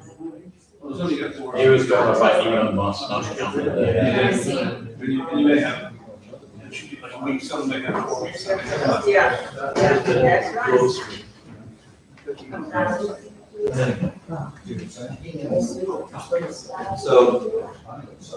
So does that make sense? I mean, are you, is it a difference of opinion or is it a difference I of mean, account? I just counted physically. 1, 2, 3, 4, 5. Yeah, this is B1, B2, B3, B4, so that's how I came But up what was with your starting date on that? today. Today? Said from today, so that's where I started. And there is a different process for termination. Well, if they terminate without cause, 15 days.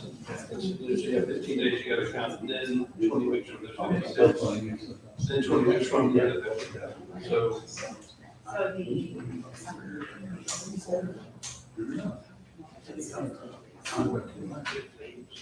Well, in some ways that's important to know, but as far as the negotiation goes, we've been told, from the administrator that he's not willing to sign the November 8th November 8th amendment, but he is willing to sign November 15th. So Did we blink or did we? If he doesn't sign on November 8th, does that mean he's quitting? No, it means we terminate terminate. the amendment. In my calculation, it would go to Saturday, December 9th, which is 1 week before. Good. So, yeah, right, so I think at this point, we're really just nitpicking, 14 days maximum. You're at 20. But if we don't reach an agreement, to answer your question, I mean, yeah, so you got the 9th, you got the 30th, and you got the 15th. Right. And, it's weird, you think calendars would be more precise than that. But the reality is it's a negotiation, and if we fail to come to terms, then it kind of reverts back to the initial termination and goes to 15 days, and we are paying severance or doing a hearing for cause. So, and or doing a hearing for cause. I don't know exactly how to say that legally, but you understand what I mean. So that's best I can answer that question. Let me say in the positive, too, I'm trying to be positive in the transition with my time and my knowledge. There are so many things that I haven't done, some that are going on right now, that if you were to terminate me without backup, it's just, That's not good. It's not good at all. It's terrible. It's not good. And I really have a great deal of respect for this community. I don't want to be an alert. And that would be And I appreciate that. I do appreciate that. But it's a committee decision, so that's where we are. Who wants to make I guess that motion is kind of off the table. No, it ain't. You got a motion and a second. We were discussing it. Okay, so we're discussing it. I can do it either way. I can see doing it either way. I'm willing to blink, because here's my reality. If, clearly, if we vote this motion in, he believes not gonna sign it. So then we're gonna call another meeting to terminate him, because right now, he has not been terminated, correct? When we back this thing up, we shifted directions, decided to do this. And so, I see, one of two things gonna happen, either he quits, we have another meeting to terminate him, or, not he quits, he doesn't sign the addendum, and then we have another meeting to terminate him immediately. And we also, at that meeting, would need to be looking at hiring an interim manager, et cetera, for a period of time while we look for a new city administrator. I do not think that serves the city well. As much as I think we should stick to November 8th, because it almost looks like bait and switch at the last minute, I have to forget about the optics of it to me and look at, okay, how is this best going to serve the city? Are we better off with Lee here to continue to move the things forward that he's been working on? And there are a lot of things that he's been working on that are important. Try to create some overlap with a good city administrator and start working on it soon enough. I don't see any reason why that can't happen. And the other alternative is, as I spoke earlier, he's terminated, and then we gotta find somebody in here interim. And I don't think that serves our citizens the best, to be honest. I don't like it, but once again, sometimes you gotta choose the lesser of evils. So my belief in it is, any good city staff that has done their due diligence in the work that they've done can compensate for any shortcomings that may come about when you terminate the administrator. If they weren't overloaded and overworked, I would agree with you, Roger. But the question on the table is really, would you prefer to have them here and pay them X? Or would you prefer to have them gone and pay them X? You're gonna pay the same amount of money. And I firmly believe that we're gonna get better value. That's Well, I ain't changing my motion, and I understand. you can open it up to the public. No, you're right. I'll open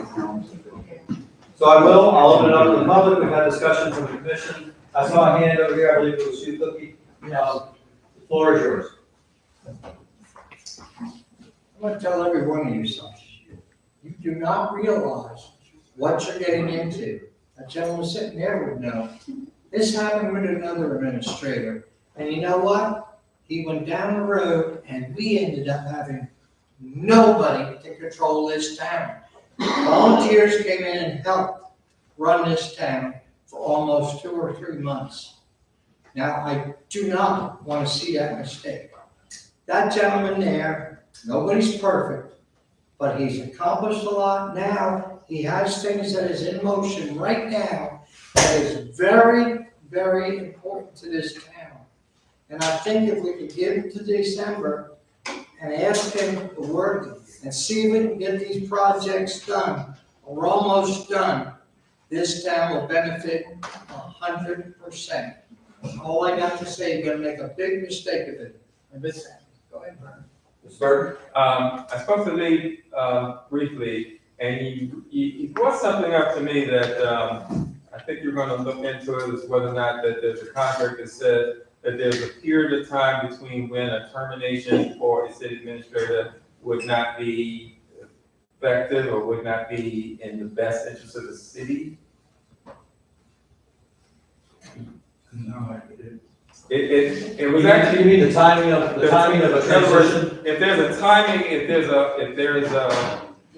there's a timing to which your city administrator should not be on the block because it would not have this.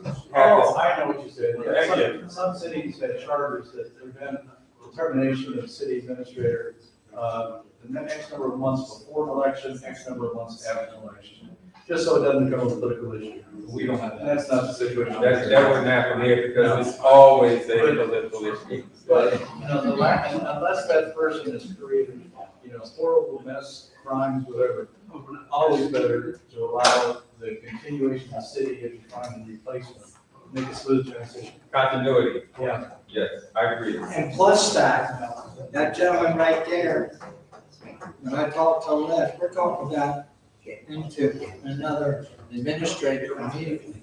Start advertising like Rick says, let's get this out. So that gentleman there can work with the new guy or whoever we're working for. All I do not want to see is the mistake that was made before in this town, and I was involved in that, believe me, it was miserable. I appreciate that. Thank you. Ms. Reardon? Yes, has there been any, have you guys begun looking for someone, interim, replacement, anything? I mean, this has been a discussion for a couple of weeks now. I have had a conversation with the city administrator. He has had a conversation with somebody at another, who's currently at another city looking to change. So yes, he's been beating the bushes some, looking for somebody to maybe come in. As, you know, however the commission would want to do that, it would be up to us. But he's been looking for options for us. Doesn't the League of Cities provide someone? Yes, and the Range Warriors, I believe they're called, or, Range Riders, that sounds good. So yes, they will be contacted perhaps for an interim, that's I think their primary focus. They also help in finding permanent people. So were you just saying that he was looking for his own replacement? He's already found his own replacement, possibly? He has been beating bushes for some options for us. Maybe I should let you answer that. Well, there's a person who is interested in assisting this city. I don't know that you would like, excuse me, I don't know if they would like her on a regular basis, but it was somebody that I could work with to make that transition. You may not want her permanently, but it would be a person to assist, and you'd have some continuity of management. If you hadn't found somebody by December 15th, you would be left high and dry. But we wouldn't be left high and dry because we have the Range Rovers, the League of Cities, all those. Well, we might even do anybody. They're only consultants. They only recommend people. They don't do any sort of. Doesn't the league provide? They do not? You know, They provide consultants, yes. So I think there was also the gentleman that was going to be hired before you. I don't know if anybody has reached out to him. I can't remember. Do you remember his name? Tim Day. Tim Day. Has anyone reached out to him? Might be an option. I have no idea where he is. Any other discussion from the floor on this motion? Okay, so the motion we have before us is, I just want to add one more thing about it. Sure. This is another reason why the contract that was signed by Mayor Razzler and Lee for his employment is a piss poor contract as far as benefiting the city, because there's so much in there that he could hold over our head so that we can't get rid of him. It is ridiculous. That contract should never happen. Holding over your head. I'm volunteering. Right there. To work for you instead of going home and enjoying life. Right there, you're not willing to sign, you're not willing to sign November 8th.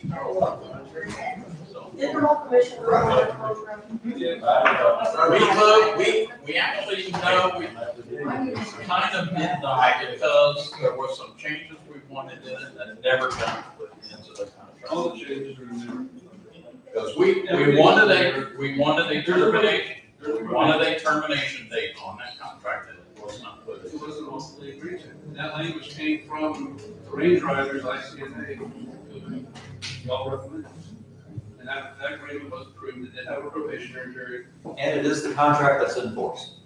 And maybe, I know maybe it's the next- one that's enforced, but And maybe the next contract needs to be different, and I get that. it's definitely a contract that ties our hands and handcuffs us so much that we can't do anything about it. Well, that's kind of the point of the contract. Seriously, you can't dictate a contract. You can't tell Lee this is your contract or anybody. This is your contract that you're leaving. I know you can't dictate that, but most contracts have a deadline time. They're not a continuation No, forever. you know what those contracts have, Lee? Roger? They will have 20 weeks ahead of time, you gotta renew it, or it's terminated without cause, we pay severance to the person leaves. You're not gonna get out of severance without having a for cause termination. Then stop overpicking a contract right now. We talk about it in detail, you don't sit here and blast me or whoever else 2 years later, I'm not gonna stand for it. So what we have before us, and again, commissioners can comment, what we have before, the motion we have before us is, for the November 8th amendment. As being the last date, it's been stated that that's not acceptable, but that is the motion before us. Commissioner Eckert has said that he's not willing to withdraw that motion, so we have to call the question. I believe in my discussion on whether or not we vote for or against it, I believe we should vote against it so that we can have another motion for the December 15th amendment. That's my discussion. It is a vote of the commission. So I will now call the question. All in favor of the motion for the November 8th contract, say aye. Aye. All opposed, say no. No. Motion fails. So the floor is open for another motion. I'll make a motion to accept December 15th. And then That's second.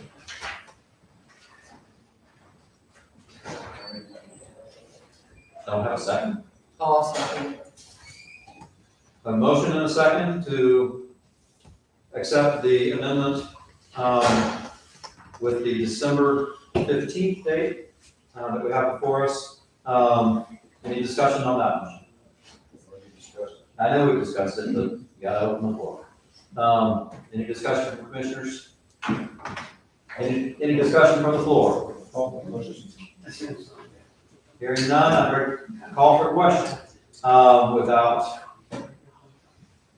any further ado, all in favor of this amendment with the December 15th vote, say aye. Aye. Any opposed, say no. No. No. So it was 3-2. For the record. No, sorry. For the record, Commissioner Eckert and Commissioner Bishop voted no, the others voted yes. So the motion carries. And for the record, I accept the amendment. And Thank you. And I appreciate your accepting of the amendment. And I appreciate the fact that you're willing to work for us for the next 20 months rather than weeks. Sorry. Good catch. I appreciate you being willing to work for us. I really do. It's not an easy thing, and I appreciate your integrity. So are we actively, looking or posting a job description I out will there? first thing tomorrow morning. Okay. Absolutely. And at the July meeting, are we being presented with the candidate you've already spoken with? Well, it's according to, it's up to you if you want to, according to Scott. I go to the Florida City Managers Association. Well, what Scott was saying is Oak Hill's already looking at this, they're producing a slate of candidates for Oak Hill, which is a similar city to us, so. We may be looking and just be quicker. It's our himself in the field, so he may make the same suggestion. And today, there is an email from, Nancy,